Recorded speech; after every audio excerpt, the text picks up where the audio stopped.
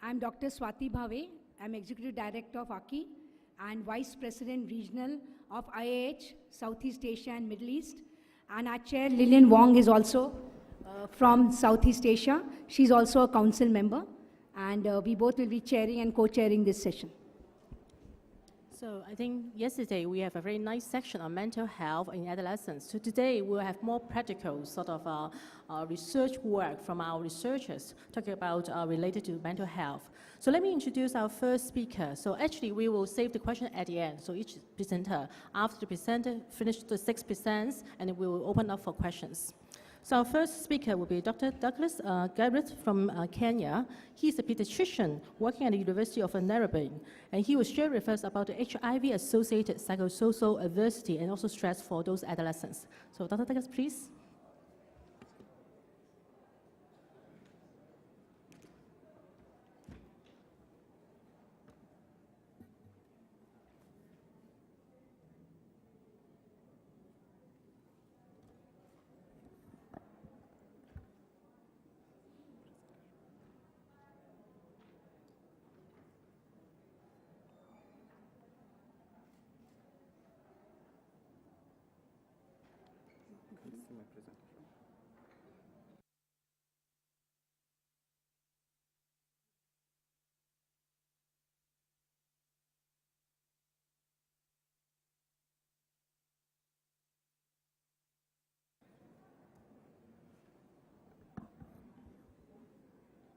Thank you very much.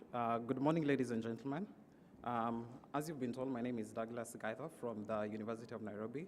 I'm a pediatrician, and I'm going to, it's my honor to present result findings of a study that we did that sought to address psychosocial adversities and stresses in the lives of adolescents visiting the HIV clinic at Kenyatta National Hospital, and this is in Nairobi, Kenya. So to begin with, I'd like to highlight how the picture looks like when it comes to adolescents and HIV.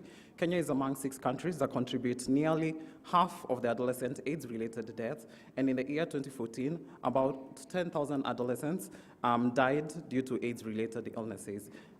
AIDS-related illnesses are currently the #1 cause of mortality for adolescents in Kenya.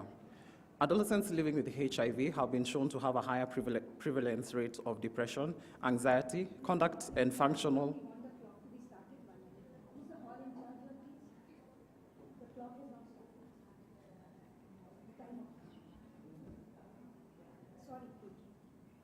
All right, so adolescents living with HIV have been shown to have a higher prevalence rate of depression, anxiety, conduct and functional disorder compared to HIV unaffected adolescents. And there's evidence and published data that supports this and shows that adolescents who are living with HIV these factors contribute to the adverse outcomes that we see.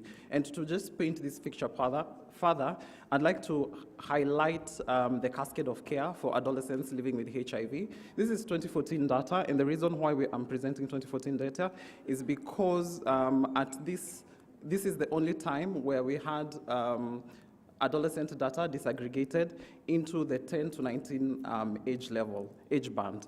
But I'd like us to focus on two figures. The first figure is the number of adolescents living with HIV, about 140,000, and also look at the figure of those who have achieved viral suppression. These are only 22,000, meaning we have 120,000 adolescents out there who have not achieved viral load suppression.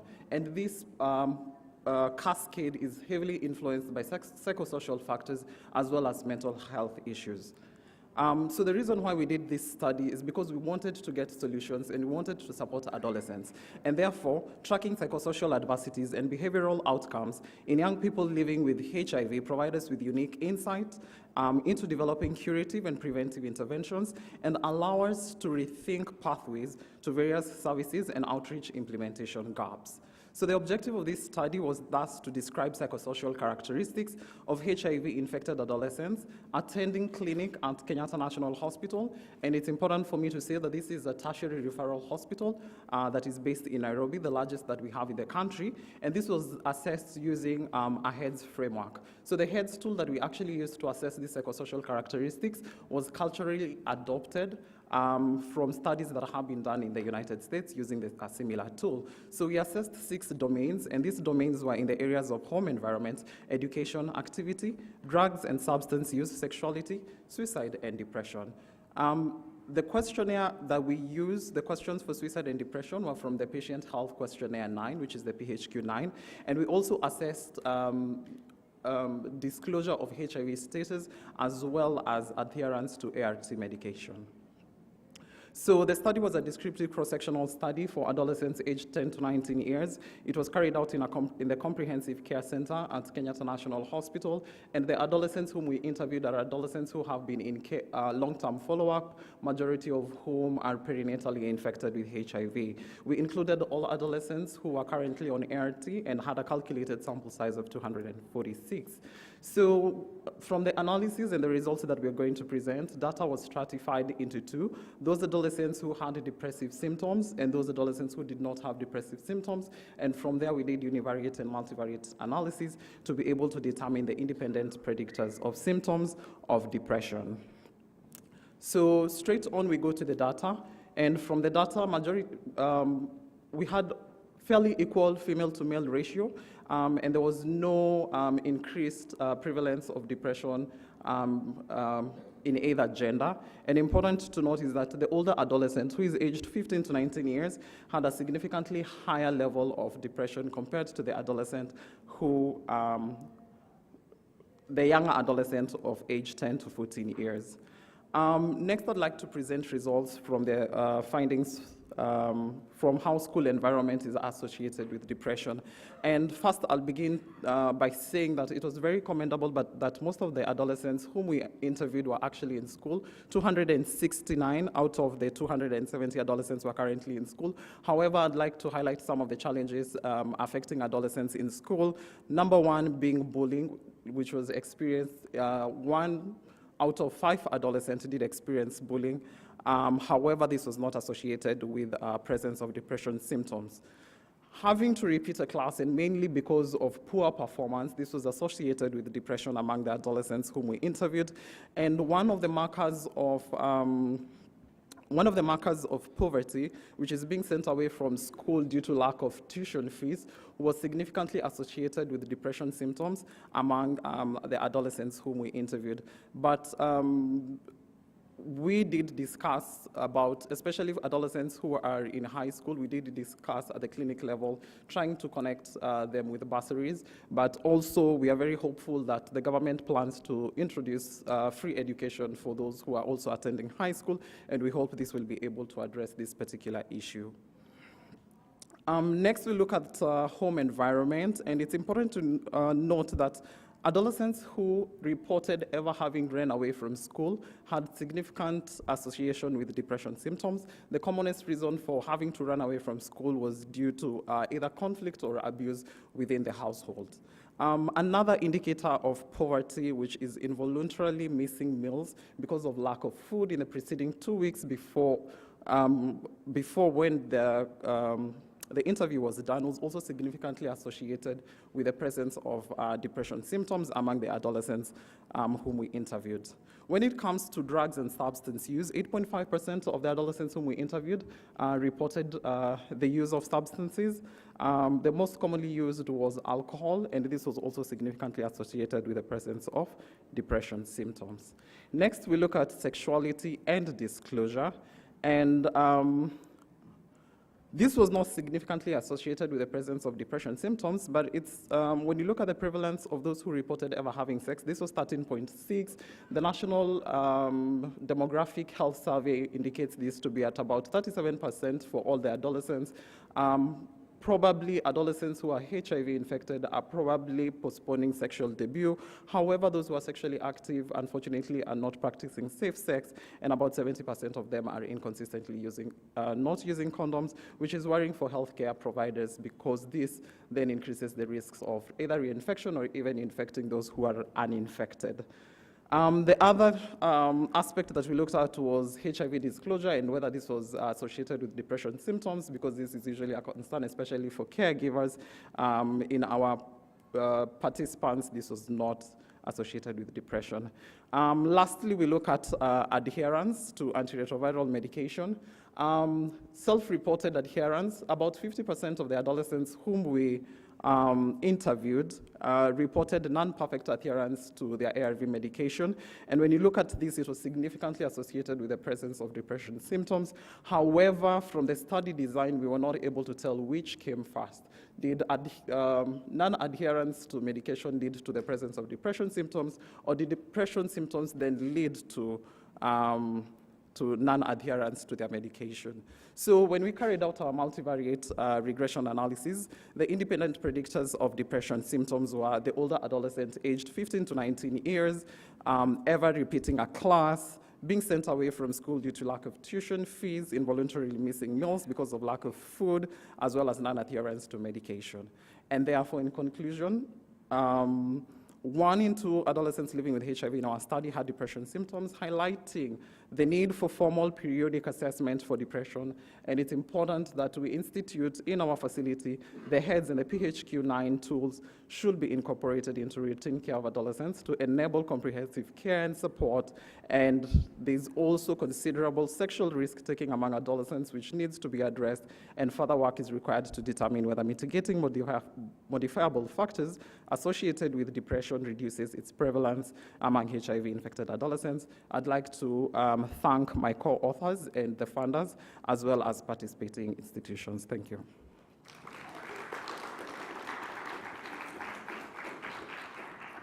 So thank you, Dr. Douglas, and then we'll leave the question at the end. So I will pass to my co-chair to introduce the second speaker.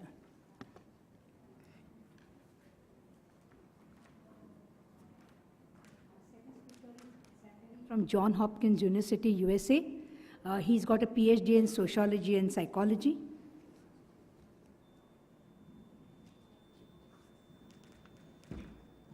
It's actually just a master's. Master's, okay. I'm sure you'll get a PhD. Well, that's what I'm trying to finish now, so I'm just collecting, I think. So, let's see if I can start this.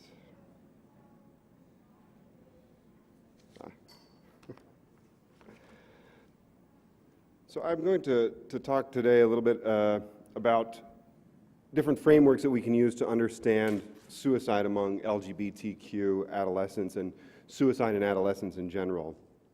So just a little bit about the background of the problem. We know from the United States, where we've got some really good data, that suicide is the second leading cause of death among adolescents, only behind unintentional accidents. And really in the last several decades, that's been rising at quite an alarming rate. We know that within these adolescents, LGBTQ+, same-sex attracted and gender uncertain adolescents experience between 2 to 5 times greater risk than their heteronormative counterparts. And even in some studies and some subpopulations, that can range between 2 and actually 11 times greater when we look at risk. I'm currently working on a project right now actually with injection drug users that shows that among those populations who are already at an elevated risk, we see about a 2.5 times greater risk for those who report being sexual minority status. And so what this really suggests is that, that suicide may be the leading cause of death among those populations. And then of course globally we know that this also continues to hold. Suicide is the second leading cause of death among those 15 to 30. But unfortunately, globally, we don't really have the greatest data on LGBTQ populations and the association with suicide. Really, this isn't something that comes up when you look at death certificates and even a lot of psychological autopsies that are conducted. So a lot of you might be familiar with some of this. Just to give some additional background from World Health Organization 2012, we can see here deaths in the thousands. And really what I've tried to highlight here is that suicide among adolescents is a particular problem within low and middle income countries. The rates are really quite similar, but since the majority of our adolescents are in low and middle income countries, they really make up the bulk of the burden of suicide risk. And we see this really enormous spike that occurs during those age groups. But to put this in real context, and this is mostly drawn from adolescent data from the United States where we've got some sense of reliability. And here we can imagine deaths. And first we have to think that whenever a death occurs, we're really talking about that impacting about 20 other people. When we're talking about emergency care workers that are affected, and then obviously close relatives or associations. We know that there's a contagion effect. But if we zoom out just a little bit and we look at hospitalizations, so these are attempts that are serious enough to require a hospitalization, we can already see that we've completely overwhelmed the number of deaths. I mean, you virtually can't see it. And see, these are to scale. We back out just a little bit further to serious attempts, and it actually can't show up. Excel won't, the PowerPoint won't accept a value that small. So it's there, imagine it there. And you can see here we've dwarfed hospitalizations. Those that make serious plans, again, dwarfing it further. And those who report serious thoughts. And this gives some scale. And these are only things that we can pick up in studies, right? This is still not really getting at the suffering that contributes to these suicidal thoughts and those who might have them that wouldn't show up in these studies. So when we're talking about suicide in LGBTQ populations and in adolescents, one of the major public health theories would be a minority stress theory. And I think this applies to adolescents generally. Adolescence is a time of relative powerlessness. It's a time of transition. There are certain areas where you're not allowed to go and certain things that you're not allowed to do. You're mentally thinking that you're capable of fully participating in society, and yet a lot of rules and regulations and beliefs prevent you from doing so. But I think in particular with LGBTQ populations, this is relevant. Because here, with minority stress theory, we're talking about the impact of stigma, prejudice, and discrimination, and how these create hostile and stressful social environments. And that these are really cumulative effects. Not only are they psychological and psychosocial, but they're also structural. We're talking about restricted access to resources and how these things accumulate over the lifetime. And so really I think that this theory in particular helps us understand why we might see this much greater burden of suicide among LGBT populations. It's driven by this stigma, prejudice, and discrimination. And at the individual level and interpersonal level, we see this manifesting in greater rates of bullying, social isolation, rejection from the family in particular, victimization and violence. But really we have to situate this within a social ecological framework. We know that these risks are mediated by larger interpersonal and community level factors. And so I think we need to also consider intersectionality. It's another large theory within LGBTQ studies generally, and I think really will help us understand some of the more idiosyncratic findings that we're getting in the research. And what intersectionality does for us is it draws our attention to some of the complexities that exist here. People don't just have one identity. They don't just occupy one social space. Right? We have these overlapping social identities, these competing roles, responsibilities that contribute to our individual lived experiences. And this is all to say that stress isn't necessarily additive. Right? A simple understanding of minority stress theory might lead one to believe that if you have these multiply distressful and marginalized identities, then you would just be at greater and greater risk. So if you're a woman in a particular country, you might have increased stress from that minority status. If you're then also LGBTQ, you'd have an increased risk there as well. If you're then in poverty, we would think, well, all of these then just keep building. But that's not necessarily what we see in the data. We have to make space for resiliency and individuality, and this might help us explain why, for instance, in the United States and some of the studies that are coming out, we can see that among LGBTQ populations, there's some variance, where those who are bisexual or transgender tend to have the greatest rates. But then we also see some things that we might not expect, so that white LGBTQ adolescents tend to be at a greater risk than their non-white counterparts. And just so I can bring it to something that's to the host country I'd like to remark on, we know that India has some of the highest reported rates of suicide in the world, particularly among adolescents, and we've actually known or had some data on this for quite some time. We also know that the sex gap, the gap between men and women in terms of deaths by suicide is relatively low. And in some of the research that's out there, there isn't a lot of data but we're often drawn to these issues of patriarchy, sexuality, caste, economics, and governmentality. And so there are two in particular laws, I think, that are relevant here. Kushal v. Naz Foundation 2013 that actually struck down an anti-sodomy law. And then just some months later, there was this seeming reversal where the Supreme Court actually made space for transgendered as being a distinct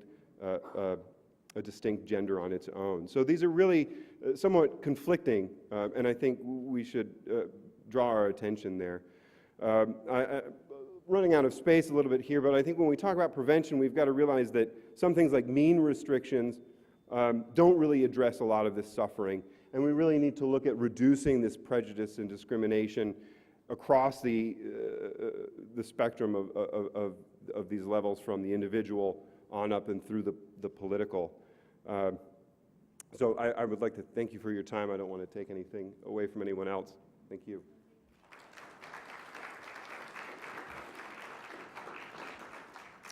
So our third speaker is from Dr. Rohan Bursman from Australia.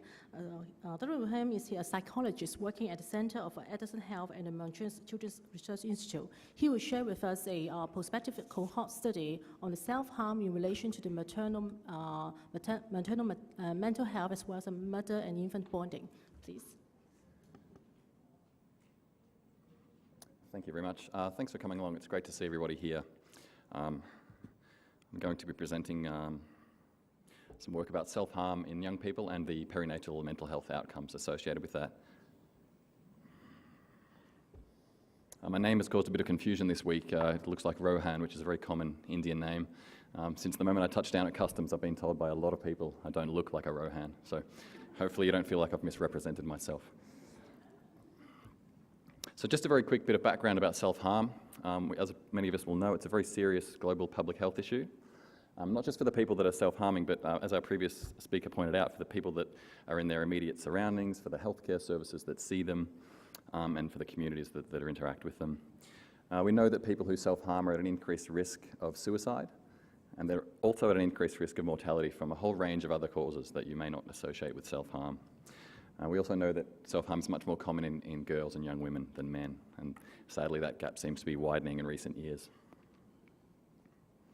Just a little bit about the natural history of self-harm. So the good news is that we know that most self-harm does resolve over time, either with or without intervention. A lot of people seem to sort of grow out of the adolescent self-harm. This is a figure from a paper led by Professor Paul Moran from the University of Bristol a few years ago, using data from the Victorian Adolescent Health Cohort Study, which is the study I'll be presenting about today. And you can just see, the figures might be too small, but you can just see from left to right the age from 15, the nice decline down to the age of 17, and then it kind of levels out all the way through to the age of 30. So that's partially some good news. But what we did was follow these guys up when they were 29. There's another paper led by Professor Moran, and we found that the people who had self-harmed as adolescents were much more likely to have multiple substance-dependent syndromes at the age of 29. So they may have grown out of the self-harm, but they have perhaps adopted some more behaviourally problematic behaviours. And then we followed that up just recently with a paper just a couple of months ago where we followed them up at age 35. And one of the main outcomes from that paper was that the kids who had self-harmed during adolescence were much more likely to be using cannabis on a weekly basis at the age of 35 than the kids who hadn't self-harmed during adolescence. So there are certainly some long-term associations with self-harm. But one thing we don't know is whether self-harm in women prior to conception is also a marker for vulnerability during the perinatal period. So that's what we set out to explore using two fantastic and interconnected studies, both set up by Professor George Patton, who you may have seen give yesterday's plenary in the morning. The Victorian Adolescent Health Cohort Study, with VACS as we call that, and that gave rise to the intergenerational study, the Victorian Intergenerational Health Cohort Study. So we call that VICS. So very quickly, what we did in terms of the VACS data collection, back in 1992, we recruited about 2,000 young Victorians, and we followed them up on 10 occasions between the age of 14 and 35. So you can see here we followed them up 6 times during adolescence, between the age of 14 and 17. Then we followed them up 3 times during what we've called the young adult years, 20 to 29. and then we also followed them up at age 35. And at each one of those moments, we conducted a very detailed mental and physical health sort of assessment, a lot of social things, a lot of school, work, employment, educational questions we asked. And when they were 29, we started recruiting to VIX. So what that meant was we asked all of the females in VAX, there was about 1,000 of them, whether they wanted to take part in an intergenerational study if and when they had children. So we ended up having 384 women who consented to that and they wanted to take part. So we interviewed them around about 32 weeks gestation, and then also 8 weeks and 12 months postpartum. And at each one of those, we asked them all about their mental and physical health, how they're adapting to parenthood. And the way we did this was, at age 29, we contacted all 1,000 females every 6 months just to ask them if they were pregnant, if they wanted to take part. So it's a lot of work by the researchers and the study managers, but we managed to get a pretty good consent rate. And then we assessed, amongst other things, what I'll be talking about today, we assessed perinatal depressive symptoms using the Edinburgh Postnatal Depression Scale at 32 weeks gestation and then 8 weeks and 12 months postpartum. And we also assessed the maternal-infant bonding, the subjective maternal-infant bonding, using the postpartum bonding questionnaire at 2 months and 12 months postpartum. And in terms of self-harm, at each wave, from waves 3 to wave 9, we asked, in the past 6 months, have you deliberately done anything that you knew might have hurt you or even killed you? And for anybody that answered in the affirmative to that, in waves 3 to 6, we called that adolescent self-harm. And if they said yes to that during waves 7 to 9, we call that young adult self-harm. So I'm very aware that the WHO standard for young people and adolescents is typically 10 to 24. So in this study, we just adopted a much more refined version, definition of adolescence. Then we looked at the association between self-harm that occurred in adolescence or self-harm that occurred during young adulthood and the two perinatal mental health outcomes that I've talked about. So what did we find? Firstly, we found that 1 in 10 young women in the sample reported self-harming, either during adolescence or young adulthood. It was predominantly during adolescence, but there were quite a few still during young adulthood.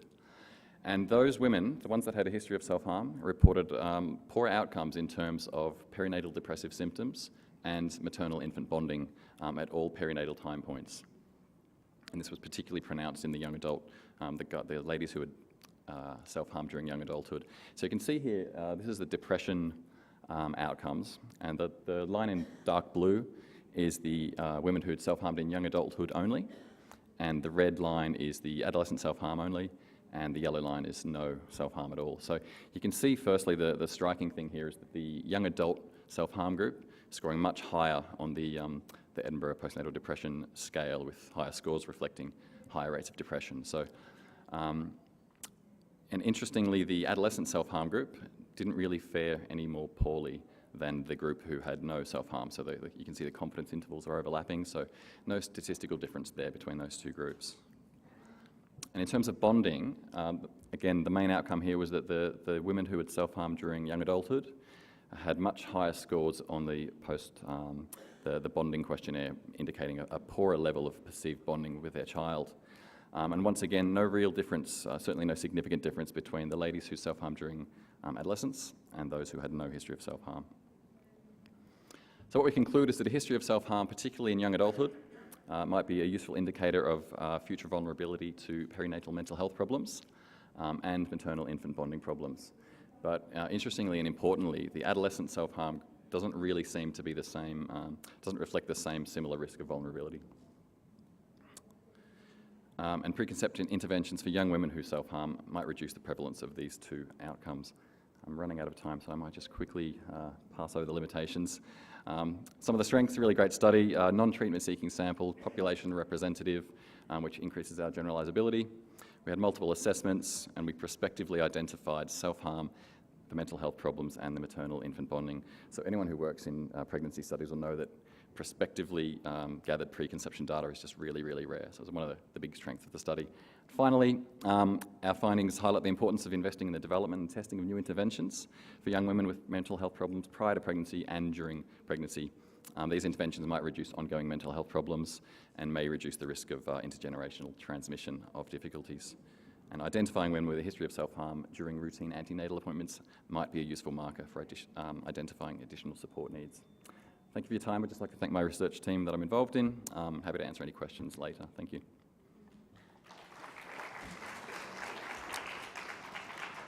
Thank you for our three wonderful presenters to give us a very good review on the mental health issues in specific adolescent groups. I just want to summarize a bit. Well, the first present on the HIV adolescents, whereabout the risk of depression will be higher as compared with the other, counterparts, especially for those old adolescents.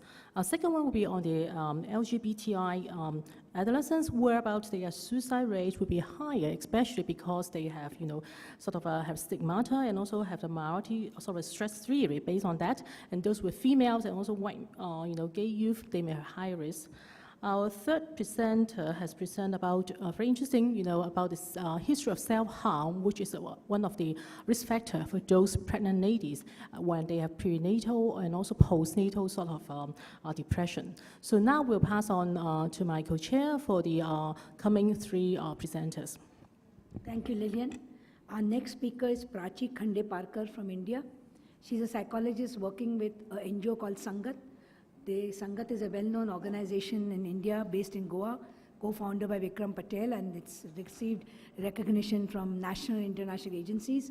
Prachi is also a member in the Goa State Commission for Protection of Child Rights. Good morning, everybody. I would like to present a qualitative study of understanding depression and help-seeking behavior among rural school-going adolescents in India. The objective of this study was to explore adolescents' understanding of depressive disorders and potential causes for them, understanding the help-seeking behaviors of the adolescents and their families for depressive disorders. This study was conducted in the Nalanda district of Bihar, a northern state in India. 85% of population of the district are in rural area. 23% of Nalanda's population is in the age group of 10 to 19. And the adult literacy rate is around 66%. So what was the methodology of this study? So this was a qualitative study, and it was nested in the SEHER trial. The SEHER project is a comprehensive school-based intervention program, and it was evaluated for effectiveness and cost effectiveness. We have purposively selected 6 secondary schools from this project, and the schools were based on co-education, boys and girls. We used 2 data collection methods, that was focus group discussions and semi-structured interviews. The focus group discussions were conducted with boys, girls and mixed group. We had around 10 to 15 students in each of the groups. We had 2 focus group discussions with parents of students, and we conducted 12 semi-structured interviews with headmasters, school teachers, lay counselors, and health professionals. We used the focus group discussions and semi-structured interviews were audio recorded. We then transcribed them verbatim. We translated them verbatim and transcribed them in English. We got familiarized with the data. We identified the emerging themes. A coding tree was prepared accordingly, and we then interpreted the results. So what were some of the local terms used by the participants? So they used different terms for depression, that is dimag kho jana, chinta, tension, tanav. But most of them reported mansik bimari, which is mental illness in Hindi. When asked about the various symptoms, most of them reported various symptoms, and we then categorized them in physiological, behavioral, and emotional. Some of the common emotional symptoms we found was sadness, being unhappy, irritation, unreasonable anger. For behavioral, we found most of them saying that they do not talk, they are socially withdrawn, lack of appetite. And for physiological, we had unreasonable pains and aches, unable to concentrate. They were always feeling tired, weak, and sleep was either low or over. So they would either sleep for longer times or they would not sleep at all. Uh, we then went on to ask them the triggers and causes, and what I've done here is we have common causes for both boys and girls. We have some for only boys and some for only girls. So we had financial difficulties in the family, relationship issues, abusive parent, discordant relationship parents, family difficulties, loss of parents as common for both boys and girls. Whereas for girls, we found menstrual related problems where they had either not started their periods or they were getting heavy periods and they didn't know the reason for it. There was a lot of things around voodoo or black magic, so most of them believe that they have been possessed by spirits and things like that. There was a lot on harassment when girls reported, and being a rural community, there was a lot of social restrictions as well on the movement of girls.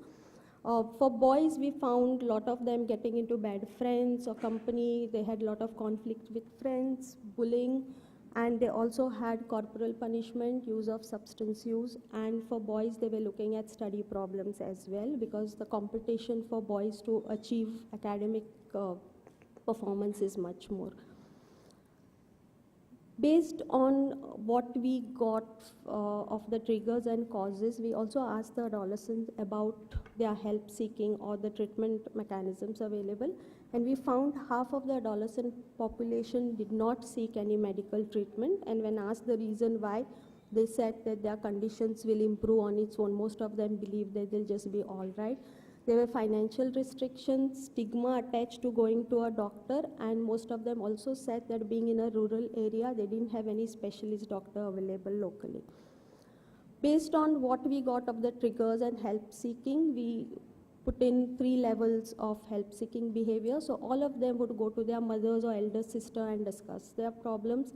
Then the mothers and all would discuss the problem with a close friend and relative. A whole senior member of the family would sit together and then decide what has to be done next. Most of them gave the second level, which they said that going to a temple, praying, or going to a religious healer would help. Faith healer is a big concept in the rural area, so they all go for this bhagat or oja who does a lot of jhad phuk, what they call, in order to heal the person. Many of the parents also went to the local pharmacy and got an over-the-counter drug by asking the pharmacist and describing the symptoms. When all these things didn't work and the condition was getting out of hand, they would then go to the local PHC, and most of the time the referral was done then to the city doctor. We did find a big gender difference in help seeking. We found that girls are treated at home, whereas boys were taken to the doctors. One big option they had for girls was getting them married, so that once they are married, they'll be fine. Most families avoided discussing directly about the problems their girls going through because they felt it will be stigma. And most of the most of the help sought for girls was only when there was aggression involved. So if they were going out of hand, they were like screaming, shouting, and the neighbors would get to know about it, then they would take. But if it was a docile person and just within the house, they would not seek treatment for the person. So what were the expectations from the adolescent had in terms of mental depression? So they all felt that they need more knowledge and awareness about the problem. They didn't know what was happening to them, why they were feeling in a particular way. They also spoke about that there was no services available in the community. So if they had to go to somebody, they didn't know whom to go to.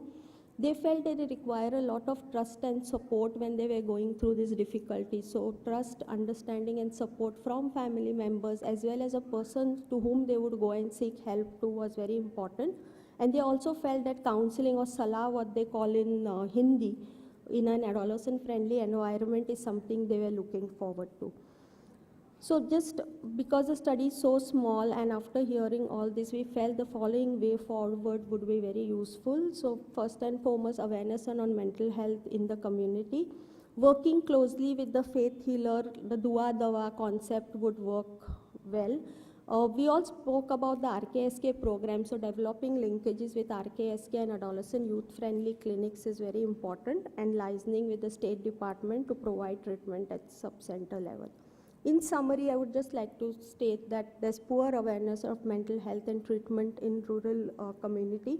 Treatment avenues are not available. There's a strong belief in traditional faith healer, and there's gender differences in belief, causes, and treatments. I acknowledge the funding agency who gave me the funds to conduct this study, Professor Vikram Patel, PI of the Seher trial, my mentor, Department of Education, all participating schools, and the headmasters and students, and the Seher project staff. Thank you.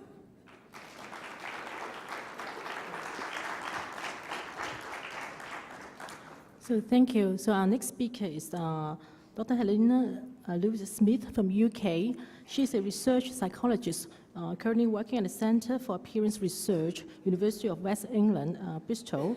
She will share with us about the BMI and also the association of BMI with the risk of depressive symptoms as well as the disordered eating in adolescents. Helena, please. Hi, everybody. It's great to be here. So my name is Helena, and I come from Bristol, which is in the southwest of the UK. And I work at a research centre that specialises in appearance and body image research. And could you put your hands up if you don't know what body image is? Everyone knows? Good, okay. Just to check, because I've come across people who haven't understood what it means. So just to give you some context for this study, I don't want to spend too long on this because I want to be able to get to the findings and the implications, but we know that disordered eating and depressive symptoms increase during adolescence, and we know that both are associated with negative impacts on psychological and physical health. Therefore, it's really, really important that we identify these risk factors so we can intervene and use them as targets and intervention. So, with regard to risk factors that we already know are key in leading to these psychopathologies, the evidence is very mixed, and unfortunately there's more, we know more about girls as opposed to boys, but three influences that have a lot of strong promise are higher body mass index, body dissatisfaction, and depressive symptoms. So research suggests that these lead to disordered eating and depression later in adolescence. So we're interested in exploring these influences. However, we were also interested in exploring an additional risk factor of pubertal development. So again, the literature, those of you who know about puberty, the literature again is very kind of inconclusive, very mixed. However, what it does suggest is that stage or timing of puberty is associated with BMI and some psychopathologies. And there are some theories about this. So one theory is the early timing developmental readiness hypothesis, which proposes that girls who enter puberty earlier are not cognitively prepared for the physical, emotional, and social influences that come with this, and the expectations at society level and the kind of perceived maturation, which they may not be cognitively in line with. And there's also a second theory which suggests that girls who have increased BMI and have increased breast development are being pushed further away from the westernized thin ideal that unfortunately we're all bombarded with on a daily basis, which emphasizes this pre-pubertal thin body shape. And therefore they're more likely to feel dissatisfied with their body, and this is likely to lead to weight control behaviors and feelings of negative effect. However, for boys, moving closer to their westernized beauty ideal for masculinity, which focuses on muscularity and stature, is a good thing for those boys who get there earlier. So based on these theories, we felt that it was probably potentially the external and visible indicators of puberty that might be particularly influential and have actually received kind of less focus in the literature. So we were specifically interested in looking at the influence of breast development for girls and the influence of boys height, and see how those may lead to disordered eating and depressive symptoms. So here we have a slightly complicated looking model, but essentially what we aimed to do was examine the early influence of BMI at age 7 as a risk factor on adolescent depressive symptoms and disordered eating. However, we were particularly interested in the mechanisms for this effect. So in particular, depressive symptoms, later BMI and body dissatisfaction at age 11, and then pubertal development, whereby we looked at height for boys, breast development for girls at age 13.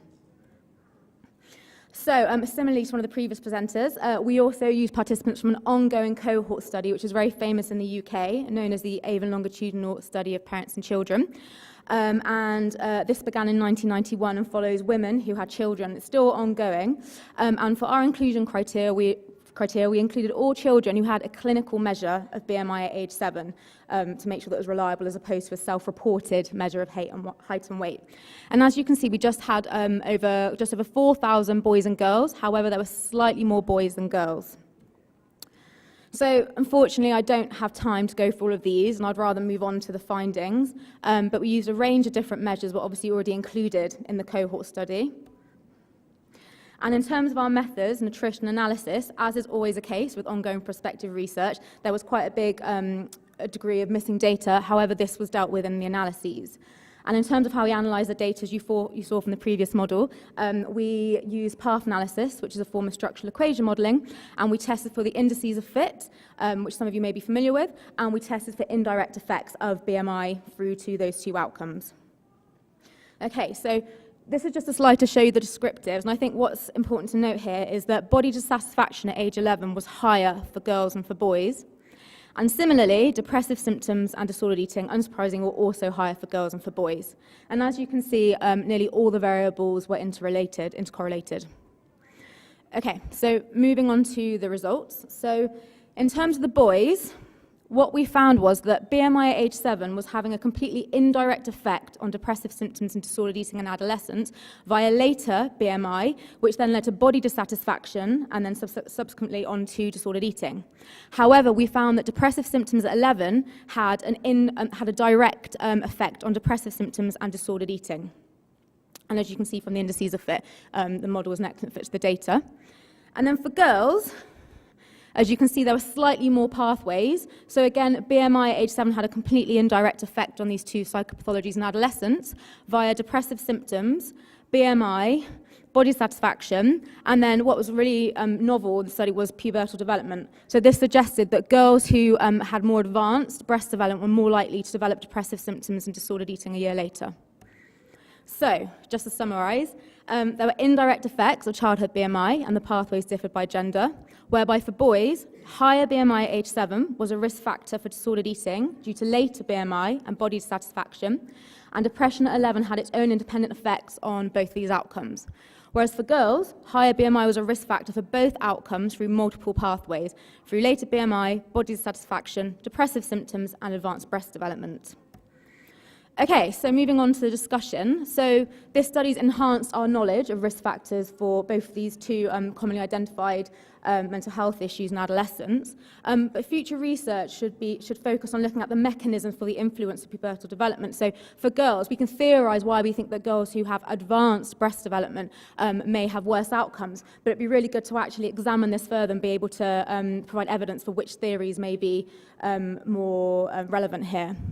And also, it'd be interesting to look at these pubertal indicators later on in adolescence. So we only looked at them at age 13, and for the boys, there was an indication, a trend, nearly reaching significance that shorter boys were more likely to exhibit disordered eating symptoms a year later.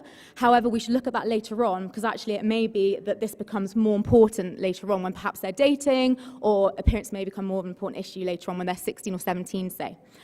And then finally, in terms of future research, as a common theme here, we need to do more research of this nature in low and middle income countries, because currently these findings aren't generalisable beyond the UK, so that's really, really important.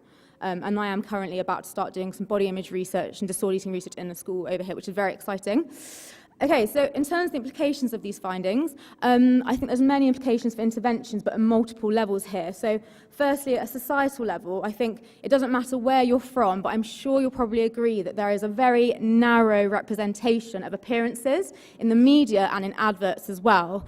So as you can imagine, for a child who may have a higher BMI or who may not have a desirable body shape or figure, or may not have any other attributes of their physical appearance which match with the adverts that they're bombarded with, well then of course they're going to end up feeling bad about themselves. And of course this then may lead to weight control behaviours, depression, but also other quite dramatic changes, for example skin lightening, cosmetic surgery, and other attempts to alter their appearance.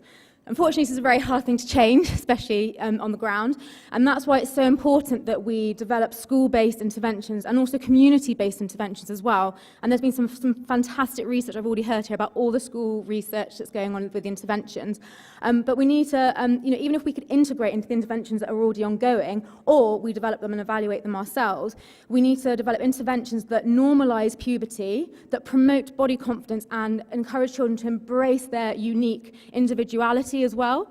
And not only will this encourage children to feel better about themselves, regardless of their BMI, of how they look, their hair colour, their skin colour, everything else, but also it will increase acceptance of appearance, which hopefully means that there'll be less appearance-related teasing, bullying, etc. And generally, it will have a positive impact on the whole school environment and the community as well.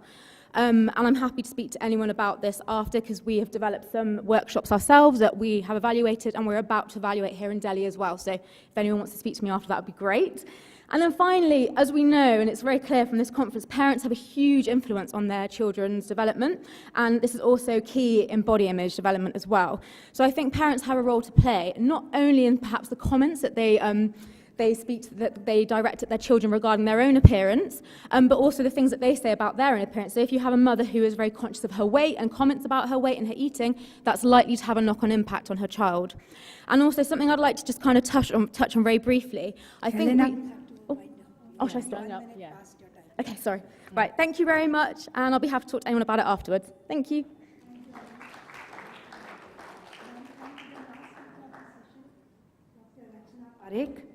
She's a medical doctor with Public Health Masters and a Senior Research Association at Sangat. Rachna, please keep to your time so we can have a question-answer session. Thank you, Chair. Good afternoon, ladies and gentlemen. It's a pleasure to be here and share with you some of the key themes that we found while discussing issues about stress and coping with adolescents in India.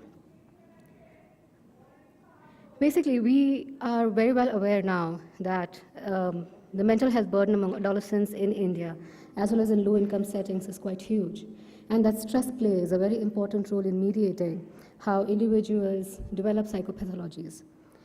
But what about stress? The stress actually also comes from interpretations of stressful events and occurs as a result of accumulation of various severe as well as acute stressful events. And what mediates this entire process of interpreting events as well as addressing stressful events is coping mechanisms. This indicates that there is a need to develop a lot of interventions that will be relevant to the adolescent psychopathology, as well as the way they interpret stresses, as well as the way they use their coping mechanisms to address the stresses. Motivated by that, a group of researchers in India and based in Sangat tried to develop intervention that will address these stressful conditions and build upon the natural coping mechanisms that exist among adolescents. So we set out to discuss with adolescents in both Goa and Delhi, which are the site for this project, and try to understand from them what were the stressors, what's the impact of this stress on their lives, as well as what do they do in their daily lives to address these stressors. We have been following them with focus group discussions. About 191 students across both these sites participated in the focus group discussions that were largely moderated by counselors as well as by researchers.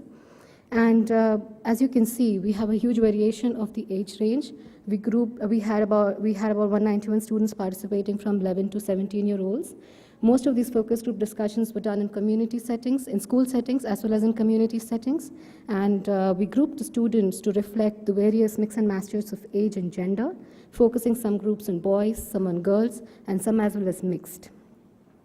Today, what I'm going to take you through is some of the common themes that we found out through these studies, and what recommendations might we gather from these discussions that might have a bearing on developing an intervention for adolescents. We looked at the transcripts of all these focus group discussions, 22 in number, and we applied a framework approach to analyze, which basically means that you look at the transcripts and you develop a framework with consensus and discussions within the team members, and apply them for all the transcripts and develop a chart so that it helps you to compare, contrast the kind of themes that are emerging from different groups as well as from different settings. This is the coding framework that we came up after about 5 iterations. And essentially, as you can see, the codes that we looked at were derived both from the literature using certain standard definitions, from very popular frameworks about stress coping theories, about coping mechanisms, as well as looking at what data and what information were children providing us to interpret the codes. So the first most important theme that I'd like to present today is that stress, problems, and emotional health are used extensively by adolescents to articulate their own mental health concerns. They define being mentally healthy as being problem-free, having a stress-free mind, using the word tension to communicate the experience of stress often. Similarly, when describing being mentally ill-healthy or not having adequate mental health, also involved a lot of discussion around having problems in life, being stressed, having tension, being different from the surroundings, and also as well as clear articulation of emotional and behavioral symptoms such as getting angry, throwing things, and being crying and being isolated. So where is this coming from? It's coming from these common stressors that are mostly embedded in their very close environments. While social norms such as the gender that we've been discussing over the last 2 days extensively, the kind of gender roles for girls, especially in Indian context, they kind of dictate a lot of stressors and experiences stressors at closer to home, where it's most important that a lot of discussion with adolescents actually led us to understand that what they were experiencing as common stressors had causes that were very close to them within the school environments, with peers, with parents extensively, and they range from a lot of issues, and they give rise to a lot of problems like academic stress, and I'm going to explain some of these in detail in the next few slides. Most importantly, unavailability of a platform to go and address their problems leads to perpetuating stresses. And as you can see from the quote that we received from young girls in Delhi, tension is the biggest problem among adolescents. And that's a lot of stress because of a lot of factors related to family, studies, and because of friends' behavior. So suppose a child studies well, and because of depression and tension, he also loses his marks. And then parents shout on him, "Why did you get less marks?" Then all the tension comes, and the child is now in more tension. And then sometimes he makes suicide. This is a classic quote. A part of this particular thought process reflected extensively amongst our groups, indicating that while academic stress, as we come to know, is huge among students, especially in India, and coming from a lot of social norms about how you want to excel in studies and make something of yourself in future, is also perpetuated by a lot of the way parent-children interactions happen about marks and about exam results. And there's a feeling of guilt among students when they fail or when they are not able to reach adequate expectations with respect to marks in exam performance. And then catastrophizing it to say that, well, if I couldn't perform in this one exam, then I'm going to not be able to do anything meaningful in future. This is definitely not related to only the board exams that are defining in terms of careers, but we've got this sort of idea from 11 to 14-year-old girls as well, which is it's an age, it's still some 5 to 6 years before they actually make a career decision in their lives. This is complicated by the way teachers and schools look at the whole situation. And as we have heard about school environments not being friendly today in the morning session, it's also how teachers behave with individual students and how they perpetuate this idea about if you don't get marks, you're not going to be able to do anything, and how it is their modus operandi to say that, well, I'm going to threaten you to perform, and it's not going to be otherwise. So every teacher tells us that we would fail, but no one tells us what to do in order to avoid being in that situation. At home, in addition to perpetuating academic stress, there are a lot of other factors that come in, some being really severe and really chronic, like domestic violence and the way parent conflicts are arranged and social norms around it. But there are also others which talk about parents having an influence on how they're going to dictate children's freedom and their expression. It's similarly with peers and with bullying that we see, but this was not the most predominant theme that we got there. There were some concerns about the relationship issues as well, and particularly here we see a clear reflection of the social norms in terms of girls not having any freedom to get involved with boys, and also being fearful of severe repercussions about being involved with having a boyfriend. The stress impacts health, studies, relationships, behavior, almost every aspect of adolescents' lives. And you can see from the quotes, and I'd like to draw your attention to this one, that firstly, we have to face family problems at home, and we feel bad. Then we can't even concentrate on studies. It's like a mind attack. I'm sorry, I'm just going to take a couple more minutes, just one more minute. Sure, half a minute. So I'm going to now quickly take you through the coping mechanisms. So we have these stressors, we have how children experience the stress, and what do they do to mitigate the stresses? Most commonly, they go to the support-seeking frameworks, they go to their new ones, their parents, their friends, but the preferences are different, and often parents are not a first choice to go to, predominantly because they might not understand me, and most of the problems are also from home. Problem solving that we would possibly think that this is an age group which might start learning problem solving and might start showing it, start using it more predominantly than the younger childhood, but developmentally, is used rarely in this age group. Distraction is one of their favorite coping mechanisms, and distraction mostly involves going to media, going to social media, listening to music, dance, etc. But then there are harmful strategies that are also used and quoted quite frequently among adolescents, particularly related to frustration and anger that builds up, and that takes them to harmful strategies like substance abuse as well as suicidal thoughts. So what are the key lessons and recommendations that we draw from this discussion?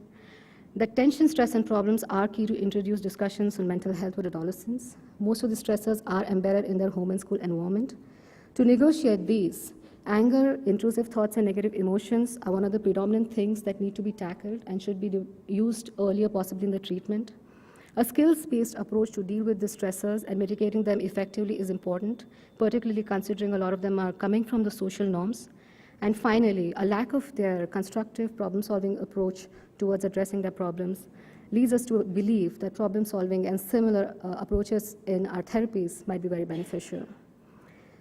I'm thankful to you, audience, to listen to me, and I want to record my acknowledgements for the PI, the funders, all the researchers and staff that has helped to make the study possible, and the adolescents as well, who spared their special time to talk to us during our study. Thank you. I'll just like to summarize the 3 papers which we had. The paper on depression in rural area, it was very nicely highlighted through the focus group discussions, and 4 points came up that it is still a stigma to seek help for depression, and very often, especially if it's a girl, because of the stigma of depression being a mental health disorder, it will come in the way of a marriage. So girls are not taken to the health seeker unless there's aggressive behavior, which is then relevant because it affects the society. And the second thing is, because there's lack of access of mental health professionals, people are still going to religious and other things, and there are a lot of quacks which take advantage of this. And with gender discrimination, we have a lot of molestation of girls who are taken for depression to these so-called faith healers, which is a problem in India today. And in India, any problem, marriage is the solution. And they don't realize that this is a result of tumultuous marriages, because everything then gets on from the adolescent age group to the marriage. That's not an answer. Then we come to Helena. She brought out very nicely a very long cohort study that a BMI high at 7 years will show a lot of problems at 11 years, especially with advanced puberty and body dissatisfaction and depression, which can then really lead to eating disorders. And I think that is a very important point, that if you can start checking BMI at the age of 7, and if we find they're having, then we can reduce the incidence of body dissatisfaction and reduce the incidence of eating disorders, which 10 years ago we considered as not a problem in India, which is now quite a big problem because of the westernized ideas in India also. And the last paper on stress and tension. And this is again very important, so that we get the markers of what kids call tension is going to be a precursor of mental health issues. And she spoke very well on the exam anxiety. And exam anxiety in India is a lot due to social derogation, because a person's worth is realized by the parents and the teachers by the marks the adolescent gets. And since the self-worth is determined by marks, we have a spate of suicides every year after the major examination results. And those of you who are more interested in knowing about exam anxiety in India, in the poster session, Aki, my NGO, we have done a lot of work on exam anxiety in children. And we have presented multicentric trials. And you can see social derogation is the highest exam anxiety. And we share our results with parents and teachers to reduce the social pressure of achieving well in exams. So those who have interest in exam anxiety, I request you to please see the posters. And thank to all the 6 speakers. They did a wonderful job, and it was a very diverse area of various mental issues. So now you throw the house open for question answers. Whoever wants to think, please put up your hand, and the mic will be given to you. Request each one of you to be brief, because this is a question answer session and not a commentating session. So please ask the questions, and the respective speaker, please come in front and answer the question.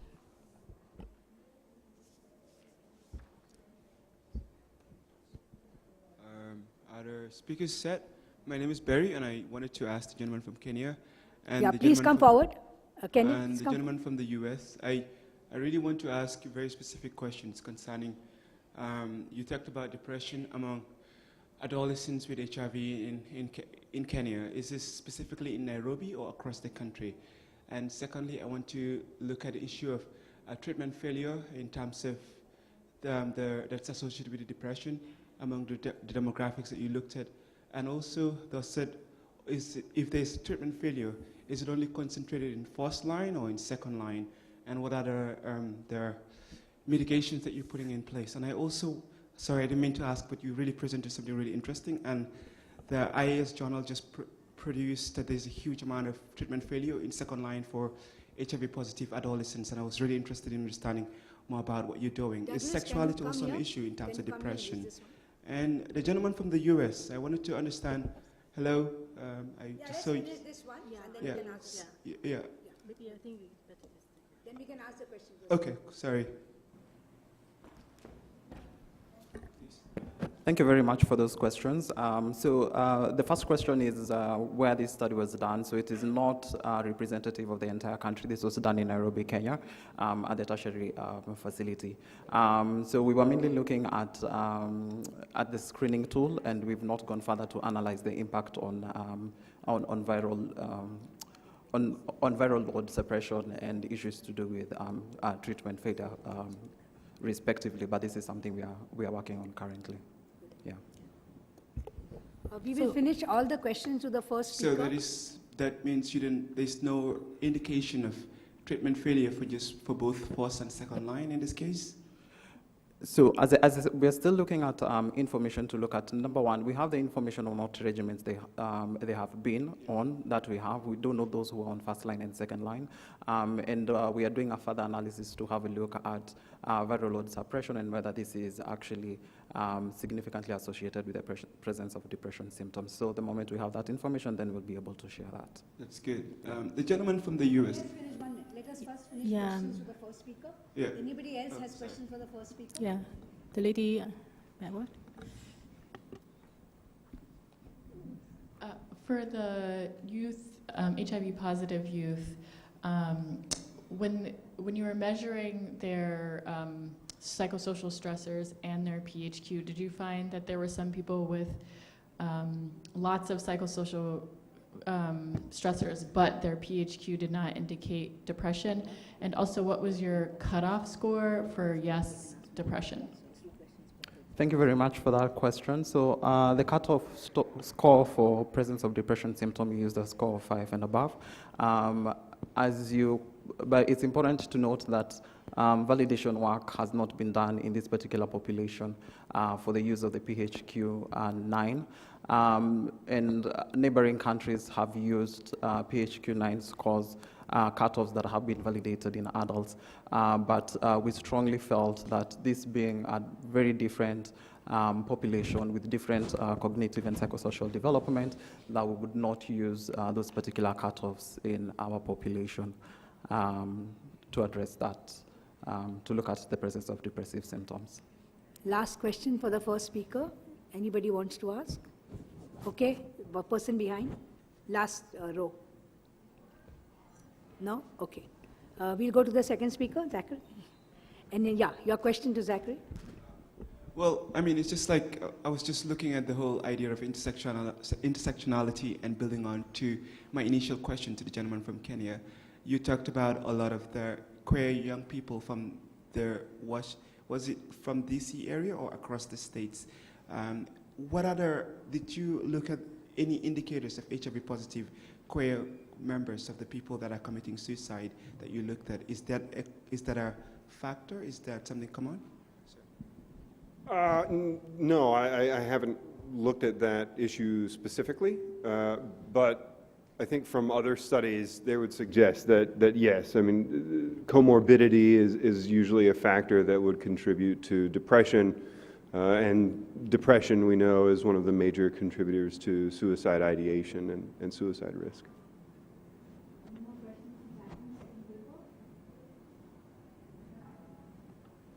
We come to the third paper, the third speaker. Thank you. Thank you, Zachary. Yeah. The third paper is on self-harm and also to those history of self-harm to those ladies, pregnant ladies, perinatally and also postnatally, the mental health problem. So any question about that? Maybe I would like to ask a question, yeah, because I think from your study, you mentioned that the self-harm, in those adolescents, older adolescents with, the self-harm behavior, they seem to be associated with a higher risk of depression later on, okay? Could you explain a little bit why, as compared to the age difference between the older adolescents with self-harm behavior versus the younger one? They don't have a higher risk of depression. You're asking why the difference between the two age groups. I suppose young adult self-harm is closer to the pregnancy, so it's more proximal. So I guess any life difficulties that they might be experiencing that have contributed to the self-harm might be still present when they're pregnant. I guess if you're self-harming when you're 14 and then you get pregnant when you're 32, perhaps the problems that you're experiencing at 14 are no longer relevant. So I imagine that'd be part of the answer. Could it be because the adolescent who had self-harm, they sort of learn to deal with the issues by the time they were adults? The adolescent who had self-harm, as they developmentally matured and they came out of their self-harm and did not have self-harm as adults, were those ones who had stabilized and coped up with their problems versus those in the adulthood who still had self-harm practices, which meant the problem was much more serious and they did not have their coping ability, which would reflect in the antenatal and the prenatal period. Yeah, potentially that's part of the answer, I'm sure, which is similar to the first part of the question. I guess they may have learned to develop better strategies to deal with their anxiety and distress, but also the problems may have been more severe in adulthood that contributed to that. Could be either. We didn't really investigate that. Thank you. Any questions for him? Yes, please.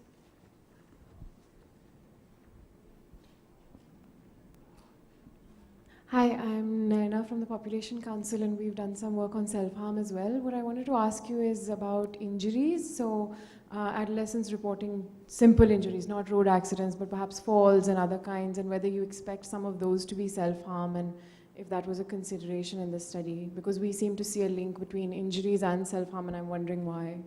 Do you mean did we miscode any injuries as self-harm? Well, are they perhaps reporting self-harm as injuries? Well, we asked very specifically what they did, so that what I didn't present was the follow-up question of what did you do and how many times did you do it, and then we went through, two of the authors coded each of the events as highly likely to be self-harm or not 100%. So I guess we'd like to think there's a zero chance of that happening. Yes. And with the double coding, we're pretty confident. And we were very conservative too. So there were some instances where we thought that's probably self-harm, but we can't be 100% sure. So we'll code it as not self-harm just to be conservative. So hopefully that wasn't an issue. Yeah, so methodologically you take care of it by giving it a probable self-harm score. But I mean, programmatically speaking, would you expect there to be a lot of injuries in clinical settings that are actually self-harm in this population? Yeah, this was a general population, so I guess I would expect a proportion to be. We've done some other work with people who are in the prison system, for example, and they've got very high rates of injury and very high rates of self-harm. Yes. That's a specific subpopulation, but you'd like to think in the general population that perhaps be less of a correlation between the two. Okay. I'd be keen to talk to you afterwards, though, about your work as well. Yes, if you're thank you. Thank you, Rohan. We go to the next speaker, Prachi, a paper on adolescent depression.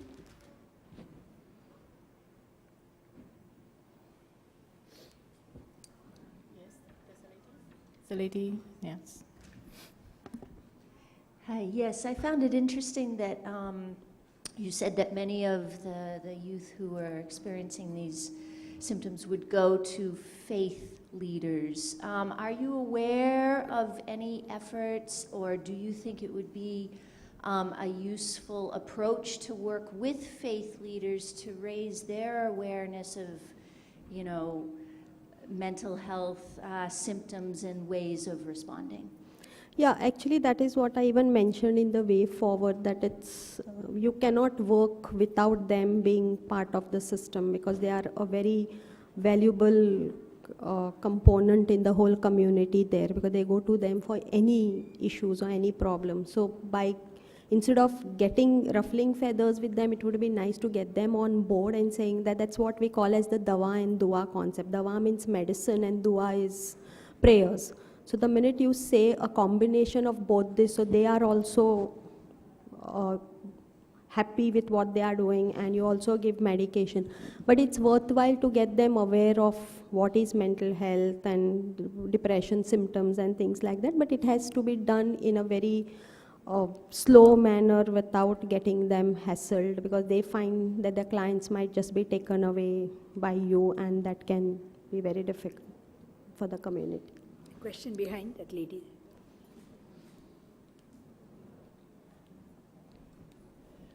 Do you find that the information that you gathered fits on the current tools that we use for screening of adolescents? So, for example, the PHQ is often used. Do you feel like that would capture the young people's depression as you feel that it was represented in your data? Yes, it would be, because when we prepared the guides, we saw to that the questions are similar to PHQ of feeling hopeless, helpless, unable to do daily tasks. And we did use like a case minute for the adolescent to open up and get to find out for probing. Instead of giving them lead questions, we used a case minute of a girl of their age who would be like doing things in a very nice way, and suddenly you find changes in her. She's no longer with her friends, she's no longer going to school, and what is it that is happening in her life? And that's how we got all the responses. Again, this is Barry. I was just looking at the way forward when you were presenting. I understand that some of the key factors that precipitate such amounts of ill health in the young people that you were looking at have a lot to do with socioeconomic issues. I was a little bit concerned that there was no issue with regards to putting forward a recommendation to address the social determinants of these things. We're looking at dysfunction of families, economic issues, and a lot of other societal issues, socioeconomic factors that could probably be mitigated and, in a sense, sort of halt the medicalization of treating such an issue.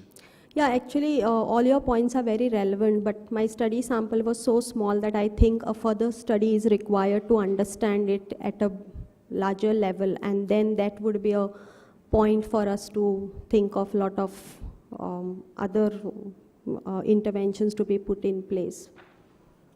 So I think we'll move on to our fifth we speakers. can chat later on during maybe lunch and get more details. Thank you. So, any question for our fifth speaker, Helena, about the BMI and association with depression, and also the later on the eating disorder? So, Helena, can I ask a question? I think it's very interesting that you show that the BMI is 7-year-old, a high BMI is also with a higher risk, especially in females, have the disorder eating later on.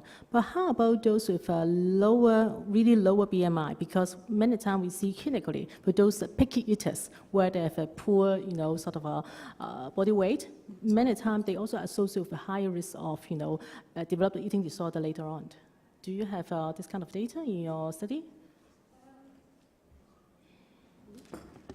We didn't look at that specifically, and it's quite hard because, like you said, if you look at a graph from other research, it shows that it's low BMI, high BMI. So unfortunately, I didn't look at that, but I think that would be particularly interesting in countries maybe beyond the UK as well. For example, here in India, forgive me if I got this wrong. When I've spoken to collaborators over here, they say that there's a very big proportion of underweight girls and overweight girls. So I'd be really interested in looking at that further actually to see, because I think it might be of more relevance here than say in the UK. Thank you. Any further questions? Yes, please.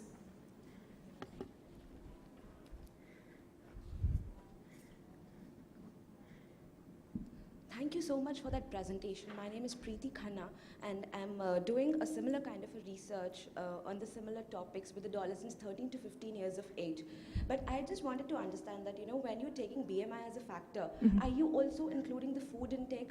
Because BMI is an assessment of nutritional status, which is impacted by, food intake. So are you considering food as a factor for assessment?